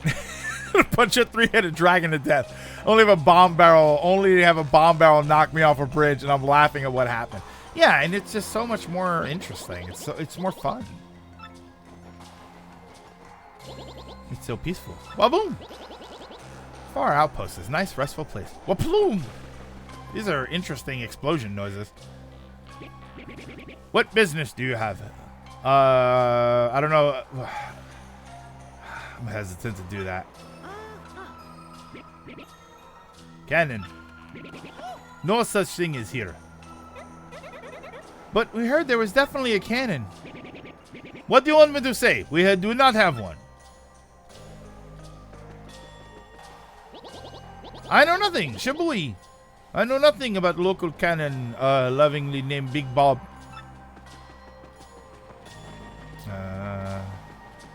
This guy, I see this guy all over. I've tried many times to talk to the girl at the inn and she kicked me out. C'est incroyable! So now I must use the heat of my feelings for her to melt the snow. Achoo!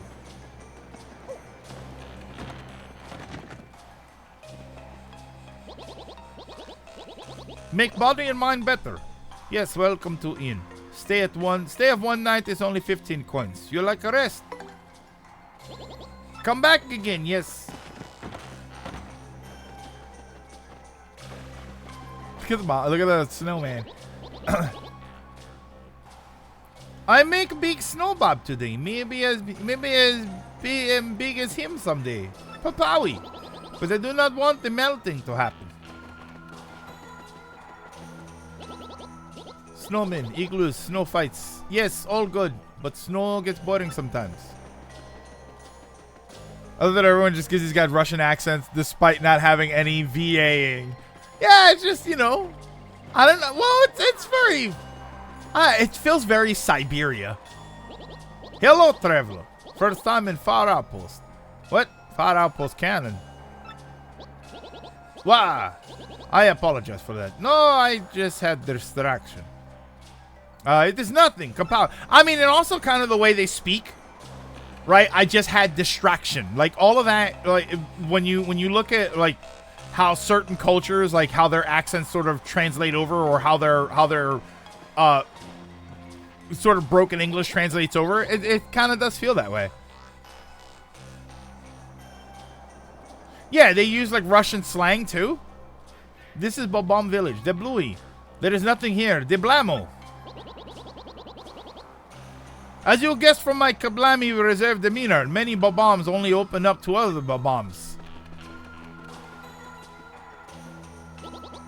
Welcome to Far Outpost. Whoa, that is quite a good lip warmer you've got there. Now I give him a special mustache viewing personality analysis. What? I've got it now. Your bushy broom means you are a stubborn and selfish man. How did I know? I have certain experience with mustaches like that, you see. Suka! Oh wait, I can go this way. Yeah, I should really have Bobbery out. It just kind of makes sense. Yeah, Bobbery is actually required for this town. Kind of makes sense. I've definitely reached my limit in the pit.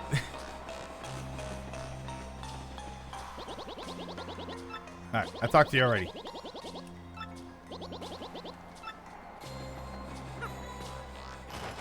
I guess I have to maybe I have to talk to the main guy with Bobbery.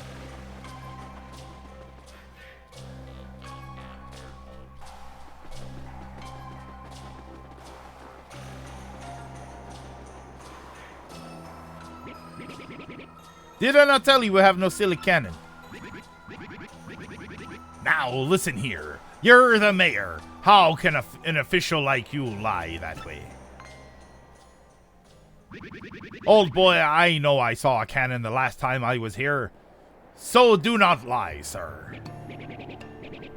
You call yourself Babam. I spit at you. Suka. You know rules. There is to be no mention of cannon to non-Babams. No mention.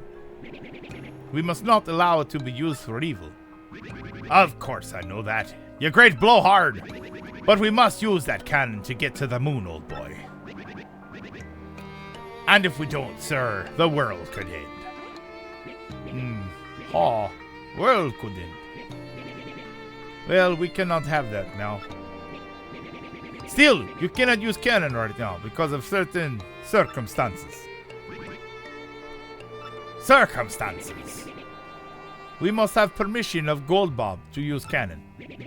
He is the one who started the whole blasting things to faraway places policy. Once he got rich, he let the business slide and does not start it up again. Also, General White was the one who devoted himself to operation of cannon. But he was so depressed by losing a job that he took Cannon Key and ran off to some settlement far, far away.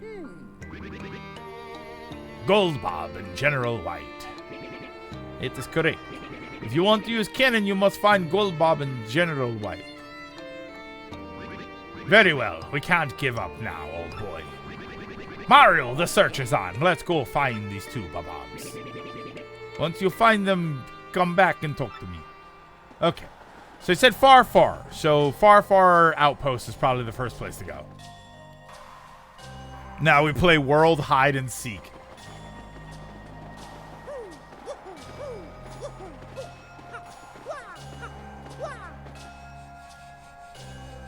Oh wait. Oh, I'm at far. No. I'm at far outpost. I'm the island. Isn't that called the island? Far. What was the island called?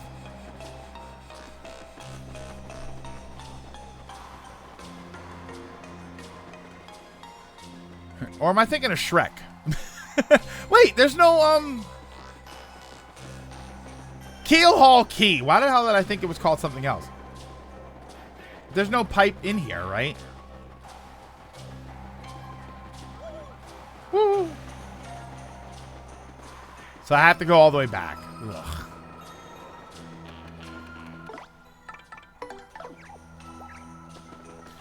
Gold, silver, and bronze. Bobber is bronze. Silver is white. Gold. Oh, yeah, you're right. Let's go to every damn. Yeah, this is some of the backtracking. Like, this is like, eh. Whoa. Whoa. Whoa. Yeah, the pipes will help out for most of this. It's just you have to run back to the pipe originally.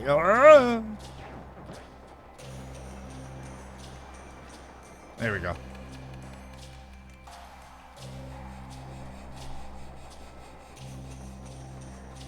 Okay, so go down here. You almost fall right where you should look.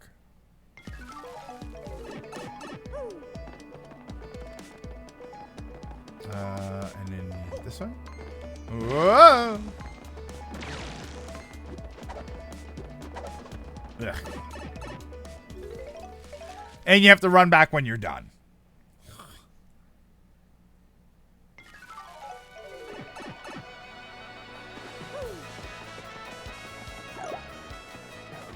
Wow, people can yell all they want about fast travel and how it does this or that, and it's like, nope, you're not gonna hear that from me. Fast travel is an amazing thing. Oh wait. Oh, I was supposed to go down the pipe. Oh, actually, hold on. Hello? There you go. Supposed to go down the pipe, but this is the badge guy. Yeah, he doesn't get more as you go, right? That's the pretty lucky badge. See, it's 2 badge points. And it's sometimes Miss Mario trying to attack. I mean, we'll get it. Oh yeah, I can blow up that pillar. What do you get if you... Do you get anything for buying everything? Quick change. Oh, 7 points, man. It's crazy. The peekaboo badge. I do like the peekaboo badge, but... Flower saver. Yeah, we'll do peekaboo badge. Whoa, no thanks.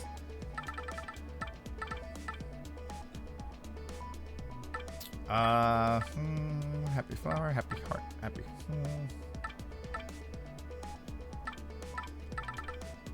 Yeah, we're good. Oh, every star piece unlocks concept stuff.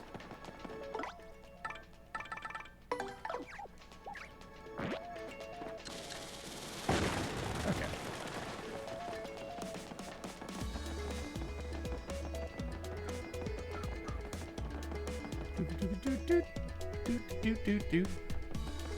Alright, so down here. Yeah, I don't think I got all of the shards. Like, I don't think I've ever done 100% for this game. Well, 100% as in the shards and stuff. I've never 100% in the Paper Mario games because that usually includes the recipes, and I don't ever do all of the recipes.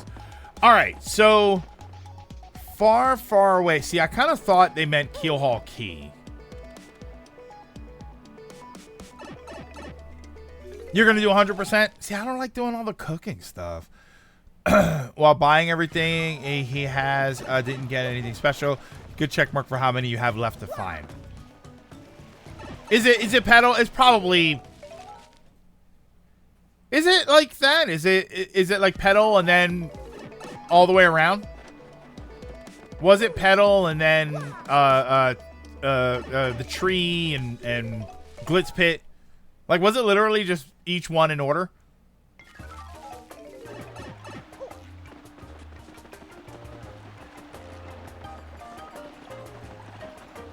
We first meet him at Petalburg. It's one of the houses, right?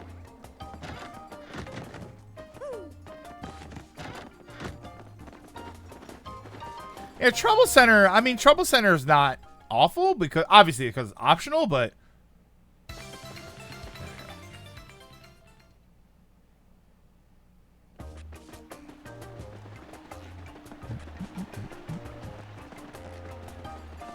this way.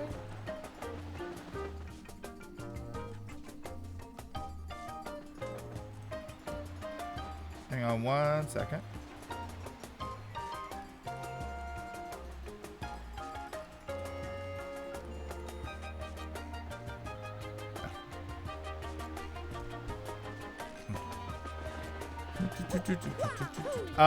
No, it's not there.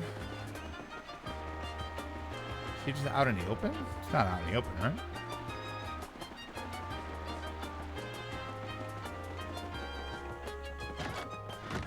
No, that's the end. Or was it that house? No, it wasn't that house. Cooking I'm not looking forward to because all the ingredients are in different shops in different locations. Basically, just another General White situation.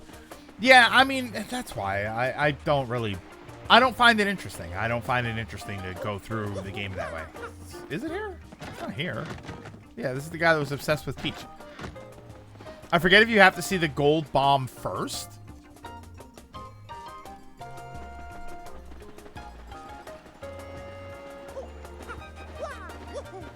And that's Koopy Koo's house.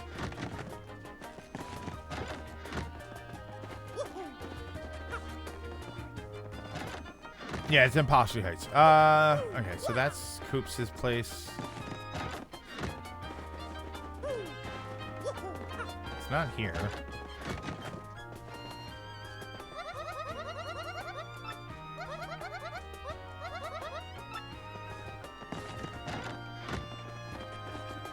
Oh, you have to talk with the mayor first. Okay.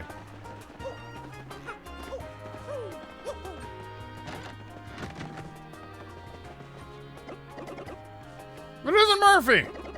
Well, say, General White. General, certain I've seen him. Doesn't seem to be around now. I think he may have possibly said he might head south to some more tropical locale. Creaky Key, was that it? Yeah, that's it. That might possibly, perhaps, could be it. Okay. Now imagine you have to run all the way back.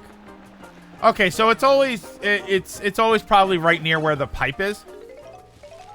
Yeah, see, that's what's always annoying. It's like you have to find right far away, and then you have to kill all key, and like it would be fine if he was just where he was going to be. So like if you know in later playthroughs, you can just go and find him. But he won't just be there, right?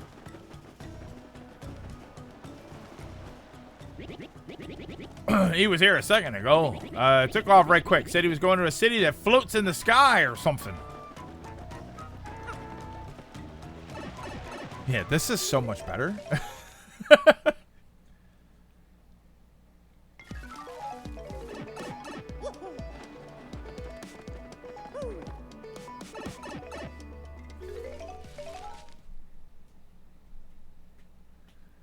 Do do do do do do. It's not you. You? You're like a generic.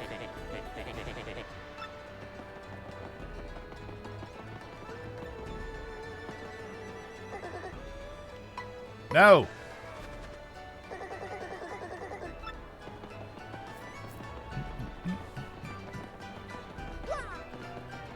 Do I have to go? I might have to go in and talk to... Oh, no, wait. What about that guy? Oh, God. He said Horizon.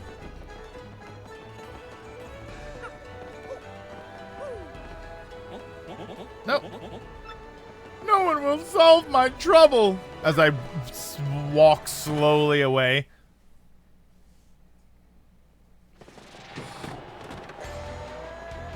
Do I have to talk to Jolene? Oh, it's the juice bar. Thank you, Heisei.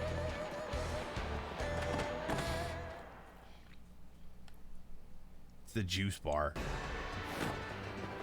See, yeah, like imagine I don't have you guys helping me. You know, imagine you're somebody else and you're just playing this game. It's just like, this to me is the definition of the game feels like it's grinding to a halt. You know, the glitz pit, I'm not a big fan of because I do feel a little bit like that. Oh, wait. Oh, crap. What did he just say? Hold on. He used to come here all the time. I haven't seen him lately. I think about it. He had off some huge tree. Okay. Like the glitz pit, when you first get here, it feels a little bit like the game stalls out, but obviously it's giving you something to do, so it's not really that bad. This, to me, feels like the game, it's just... You could have just told me that he was one place, and I would have went there and talked to him and then figured something out, and that's it. Big tree.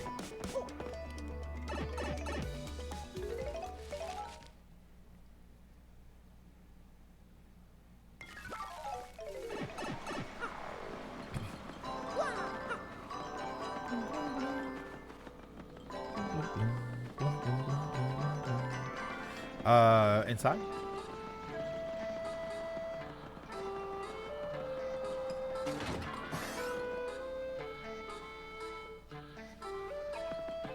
Hello.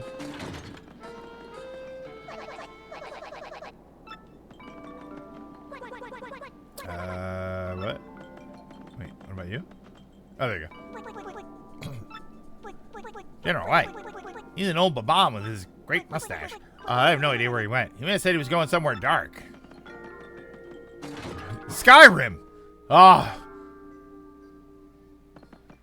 Alright, everybody. We're off to Skyrim.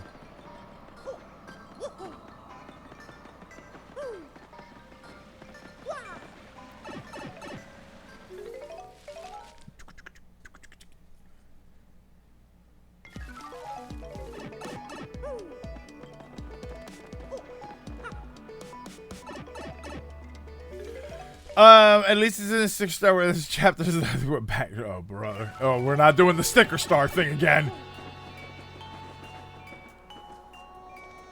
Caw!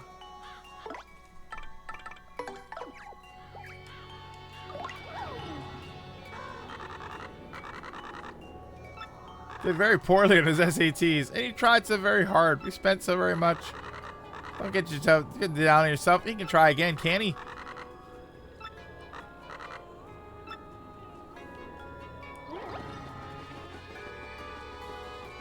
Hello. I think it's you. No? Oh, wait. Do you have to have, he went somewhere dark. We just finished 16. I didn't see him there at all. Is it? Do I have to talk to the mayor? Probably the mayor.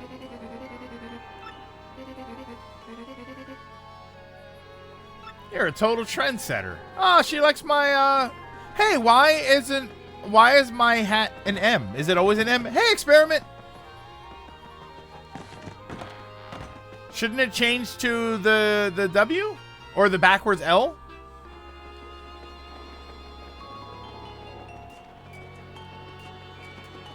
It's always an M? I thought, yeah, I could have sworn it changed. The letter never changes. I could have sworn it changed to a W. How's the PSP? Oh, it's working really well. Thank you. I appreciate all the help you did. Now I just got to decide whether or not I want to get a different one. What's the savior of our town, Mario? Actually, there was a General White around here for a little while. Curious fellow. Came here for a bit. Looked tired all the time. Just one day, just up and left. He's mumbling something or other about a cannon. See, this is what's annoying.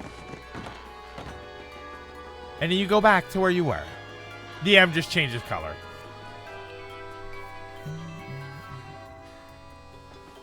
How's the battery? It's good. I actually played it. I played it without being plugged in to see what would happen, because I did the experiment when I did everything. Remember, you told me to set the what's it called, to always the RAM acceleration, I think it was. It's already set that way. It does come default set that way. You're saying I can go to partially now? I guess I can talk to what's his face and then get them both at once. Yeah, the clock speed. It's already set that way.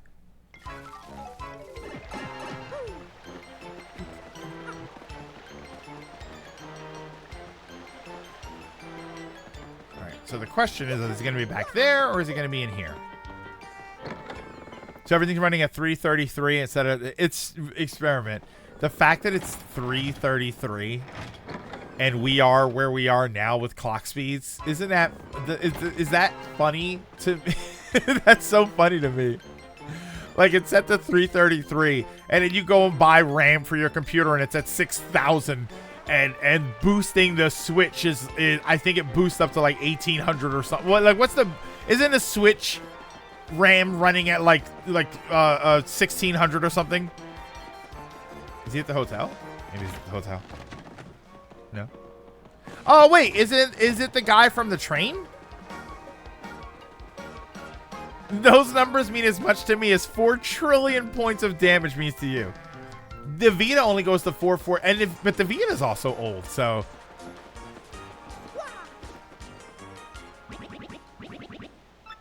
What can I do for you today? What's that you say? You must use the cannon and far outpost to save the world. Well, that is rather a pickle, isn't it? Very well. I'll certainly owe you a favor or two, I should say. Truth is, I'd hoped to resume my business with that cannon someday. And just between us, I only stopped because the wife said she didn't like the noise. Well, then the wife can stay here while we go and take care of everything.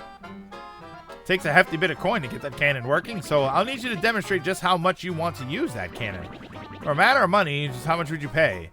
If it were a matter of money, everything I have. You'd pay every coin you own? All of them? Really? So, really? I mean, I don't want to do this, right?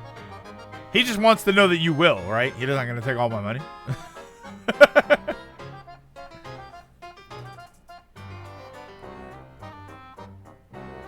Like, he's not going to take my money, right? I suppose I'm just surprised to hear you say that. Staggered, actually. You know that, do you?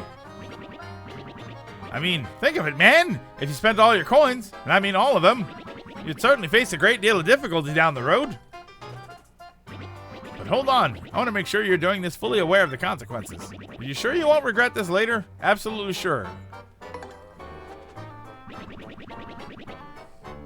You won't say just kidding later on or any sort of tomfoolery like that? I can really take them all? I mean, wait, we're still talking hypothetically here, right?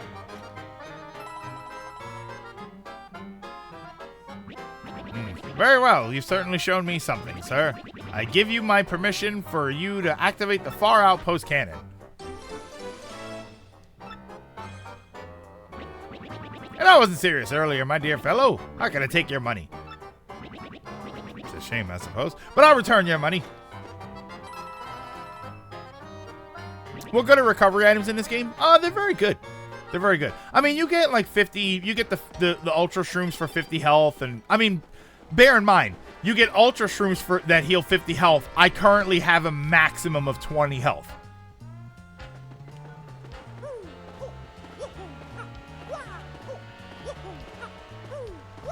I mean, yeah, there's the dried shroom, but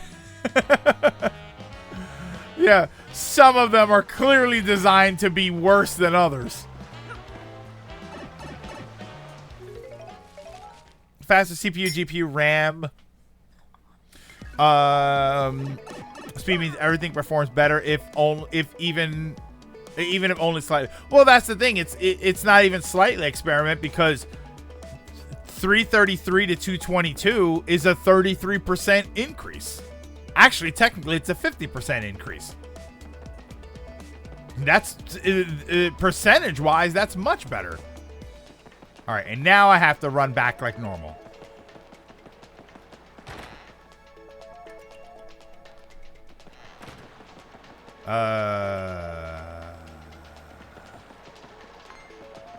Whoa. Oh my God!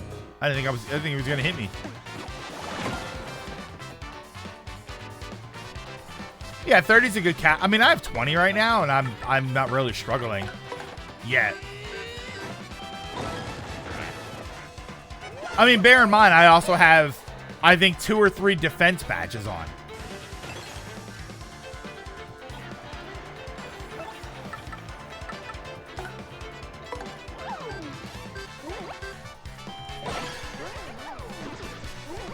At least the backtrack was not as... Yeah, I mean, imagine doing all of that without the pipes.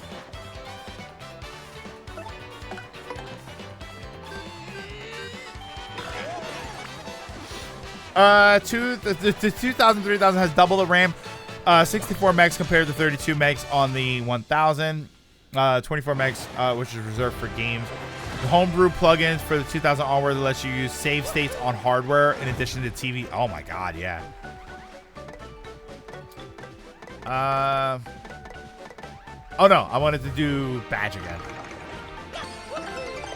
I wanted to do badge because I got a badge that I can use. The general white search being improved has saved 2 hours.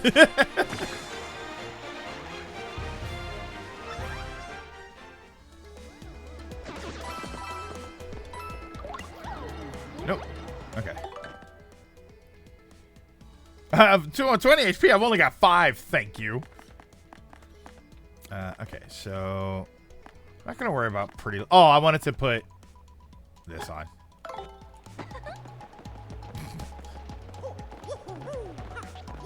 Danger. No danger strats. I just, you don't really struggle. Like I have a good defense. I usually do like FP because I end the fights really fast. I try to just, you know, overwhelm them with attacks. I can deal 100 damage per hit total, so it balances out.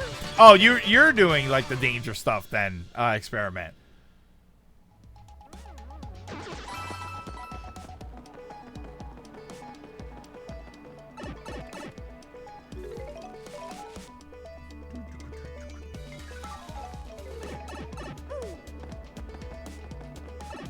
Okay, going that way. Oh, I've already. Oh, you completed this game 100%? Oh, look at you, fancy pants. You just played this all week, all weekend. That's what I wanted to do. You know. No, I'm AGM. Yeah, I'm gonna do HP at least once.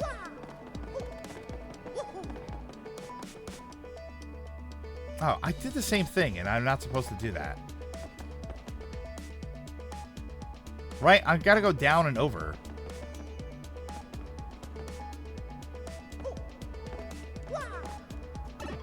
Have you? No, I haven't done the pit. I haven't even attempted the pit yet. I wasn't sure if I was going to have that for... Oh, damn it. I wasn't sure if I was going to do that for after I was done the game and then have a stream where I just do the pit the whole time. I would be working if I wasn't stuck waiting for parts to diagnose and troubleshoot potential hardware problems. You know. For 100% pit, for 100% the pit must be done twice. So yeah, so maybe I'll save that and we'll do like one stream that is just the pit the whole time. So I gotta go. What am I doing?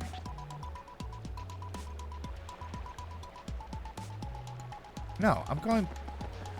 I'm sorry, my brain is like lagging. I am going back up there. I'm dropping down. I'm going to the side. Oh!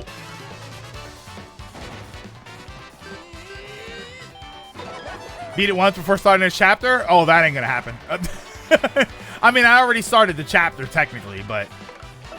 No, I'm not gonna do that. That'll be a stream. I want to beat the game. I want to get through the game so that we can, like, you got to understand, I'm streaming the game. So I want to beat the game on stream. Then I can do the other stuff off stream. But the Pit of 100 Trials, I'll probably stream myself doing that.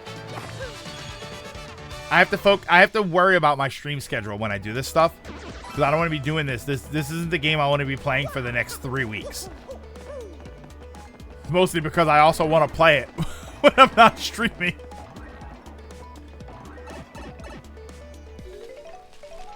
I had to run that ended because I decided to ignore them, the stopwatches. Yeah, the items in general, I usually target them really quickly if I remember them and I see them. Just doing the final boss, most of the fight is just cutscenes.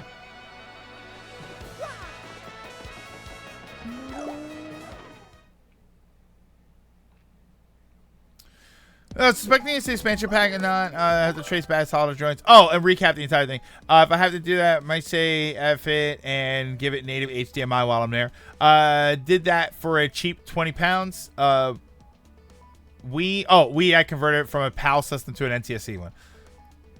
The new thing is that the game has a retry. Oh no, we were joking about that earlier. That it has a retry option.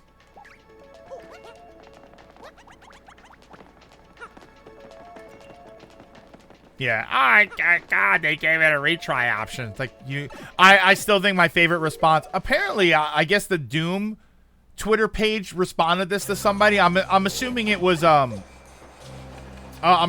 because there was a post about one of the earlier Doom games, but then people were responding in the thread for that guy that posted that, and it just says you control the buttons you press.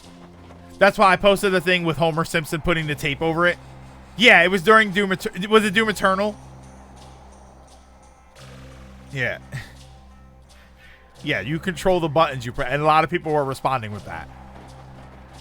It's like, yeah, just don't do it then. I can't believe they added a retry option. No, so don't press it. That's why I did the Homer putting the tape. I was going to put the whole thing. I was going to have the scene with Lisa. Oh, you jerk. I was going to have the scene with Lisa saying, hey, Dad, look, there's a retry button. And then it was going to be, oh, tape must have fallen off. So it's going to be like multi-parts. But I was like, no, I'm just going to use the last part.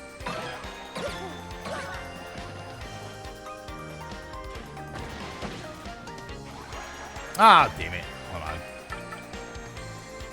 Here, let's see this one. I haven't seen this. Press ZL and ZR alternately.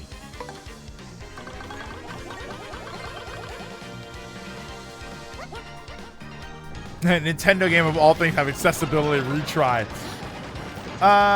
Great response, by the way. Yeah, you can always select not retry. You can say that. I was also going to do that. I was going to do where it's like, retry option sucks, and then somebody highlights the the continue from save or whatever, and then it was going to be Homer, don't make me choose. Is this what boomers were like when they saw a pause button on the Atari 5200?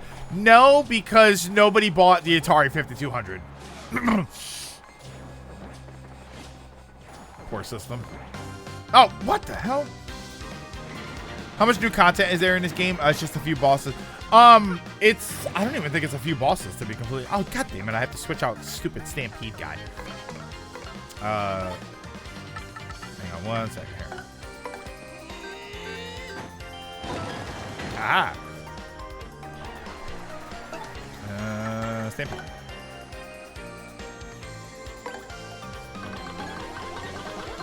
You know, two new super bosses. Okay, so I'm not familiar with those. I haven't looked up anything about the game, so I had no spoilers if the super bosses are some sort of spoiler.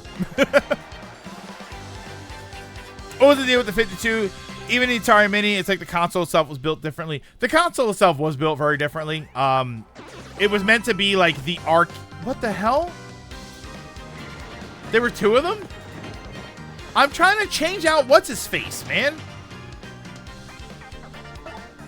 Oh, I can multi-bounce.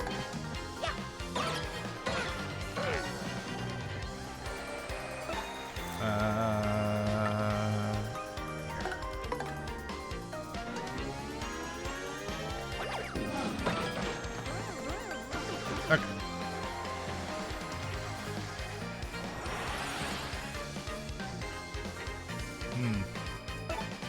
I think it's gonna hurt him, right? Yeah. Tactics, swap partner, just get Vivian out here.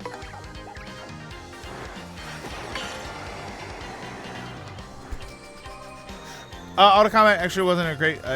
Didn't always pick the best, but rather your strongest moves. Wait, auto combat for what?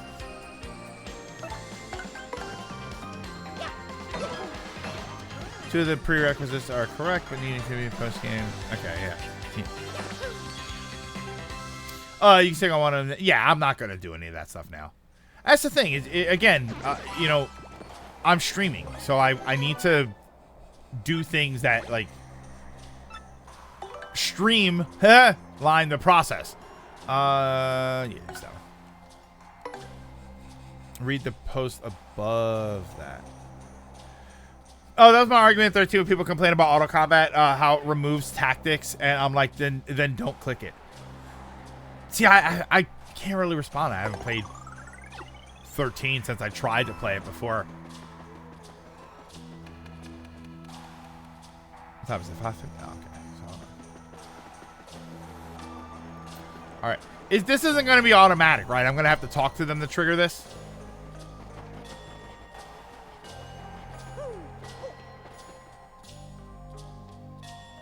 Don't be automatic. Okay, let me save. There we go. Okay. Oh, look at it. And what is it? It's next Saturday, right? Is it next Saturday when this game goes active? The 4th. No, it's not Saturday. Tuesday. Oh, it's next Tuesday. Oh, interesting. Atari panicked seeing when Intellivision had a knee-jerk reaction, made a console based on the Atari 8-bit computer lines. Problem is, both divisions hated one another, so they didn't work together. Coupled with it being more expensive, having older parts from said computer line or games already on the 2600, which it didn't support until it was too little, too late. And I didn't remember it was $250. Not to mention, it's gigantic. It's so unwieldy. The controllers kind of sucked. Like, everything was wrong with the 5200. It was such a bad system. It's a shame because the games were decent. They had decent translations of the game because that was the 5200's whole thing, right? Was that it was supposed to be more arcade true translation? Because I mean, remember the 2600 got beaten up when people played Pac-Man, and the Pac-Man game was awful. Which is funny because if you play the Miss Pac-Man game is much better. And then Pac-Man Jr. or Baby Pac-Man was actually a really good game. Pac-Man was atrocious, and it was a fine game, right? It was. I don't actually think Pac-Man was this horrendous experience that, I mean, the whole, if you looked at the Pac-Man 2600 game and you thought this was horrendous, then you didn't like most of the library on the 2600 because a lot of it felt that way. A lot of it was just like, oh god, how did you play this? Right? Games like Combat, the game that came with it that had all of the different games on there, like all of that stuff, just it controlled horribly. It felt terrible. Like, it was, a lot of those games were just terrible. We're going to do regular stream length. We're going back to regular streams. That was just for the weekend, just because I had a super long weekend. I took Friday off, and then it was a whole vacation weekend. We're going to be doing regular, but like we did today, we are going to jump into the game much faster. I think we only talked for about a half an hour today, and usually I do something like that just because I want to wait, let other people come in. The controller was made from poor quality flex circuits, which broke from light use. You can replace everything with higher quality parts, but it's not easy. The analog stick had no self-centering mechanism. You'd move it to the left and it would just stay to the left. It was so bad.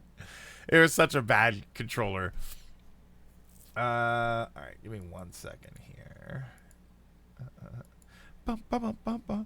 Realize he hates the game, so it's going to play it in small bursts to limit exposure. Yeah, I mean, it turns out it's just like, man, you love a game and then you play it again and you're like, oh god, what's happening here? Hold on. Oh, that's what I'm doing wrong. Oh, interesting. All right, how far are you?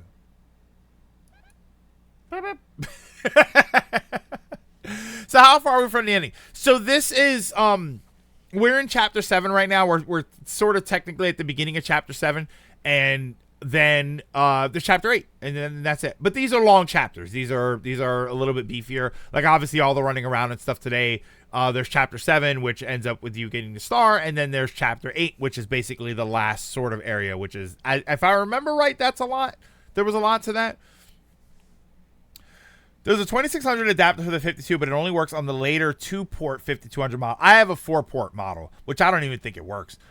And that model actually broke nearly 10% of the library due to BIOS differences. The 4-port model can't support the 2600 adapter. It took an engineer at Atari to find a fix right as they scrapped the 4-port model. That's what I have, but I don't even think it works. I think my power adapter, it had a weird sort of power adapter. It was very strange.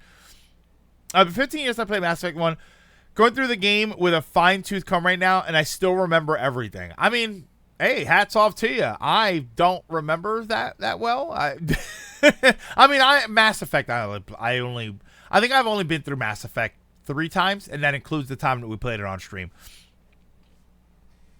Okay. All right. Combined with the RF adapter. It's in experiment, and I think that's why it broke. I think when I tried to, this was decades ago when I tried to use it, and I remember it smoked, and then it stopped. and I think that's why. So I'm pretty sure my 5200 is just a prop. It just looks okay. Like I should gut it and turn it into something, because there's no way it works as a 5200. There are mods now to convert them to a standard barrel jack. I mean, it just seems like a lot of work for me, for something like that. Like, I have a bunch of the older systems. I didn't sell any of my consoles, and like the older stuff like that. I would call, I don't know if I call them legacy, but I have a lot of those systems. I have an Intellivision Model 1. I have a 2600. I have a couple of 2600s, a 52, a 78, and they just sit there. Like, they don't do anything. I'm not going to use them to do anything. It's too much of a hassle to get them to work, assuming they work. The last time I played my Atari, that worked. But other than that, they're just little showpieces, and they're kind of cool. They're cool little things that I have. My 7800, I don't even have the parts for it. I just have the system, and I think I have a controller somewhere. That's it. It's just cool, right?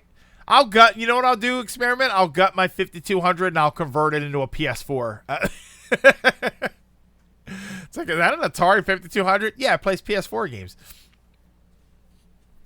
I wonder if it's, we didn't even talk about that. We didn't even talk about the fact that Atari bought Intellivision. Like, oh my God. There's so much. There isn't really stuff that happened, though. Other than that, I feel like that's the only thing that happened that I would say, like, oh my God, I want to talk about this.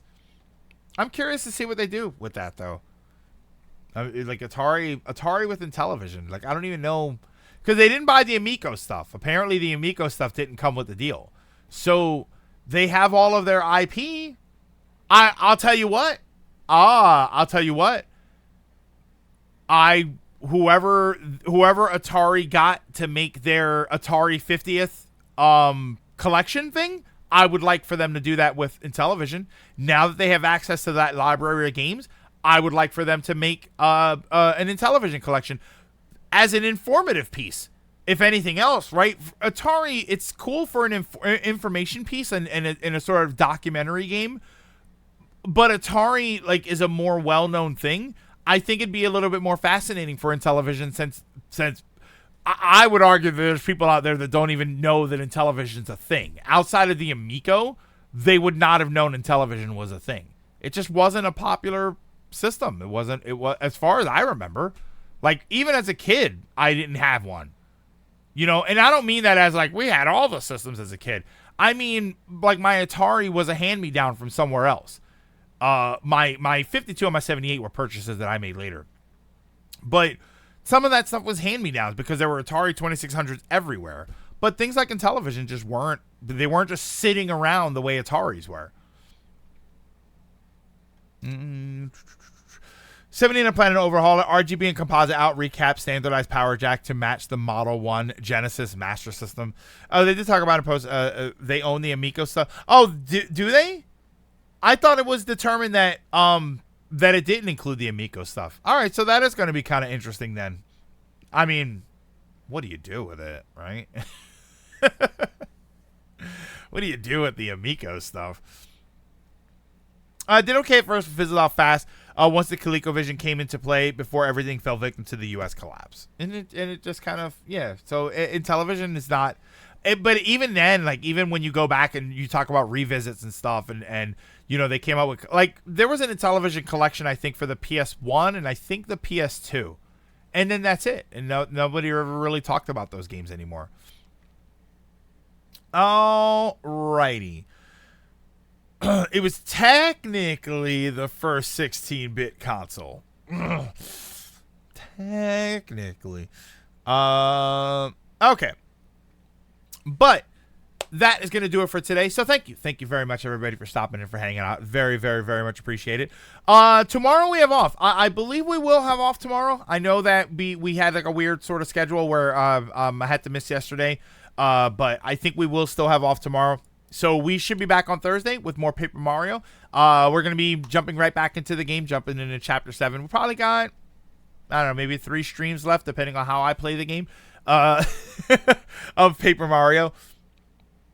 So that'll be Thursday afternoon. For right now, though, I'm going to send you over to Why aren't you clicking them? Thank you. I'm going to send you over to official GVG. GVG is also playing Paper Mario 1000 Year Door. They are at the Glitz Pit right now. So if you are playing the game and you're worried about being too far ahead, they're at the Glitz Pit right now. So there should be no worries. They should be well before a lot of you guys are. So stick around after the credits, and I will send you over there to hang out and represent us very well. Thank you though once again, everybody, for stopping in, for hanging out. Don't forget to drink your mask, wear your water, social distance whenever possible, take care of yourselves, take care of each other, and I will see you all tomorrow, Thursday.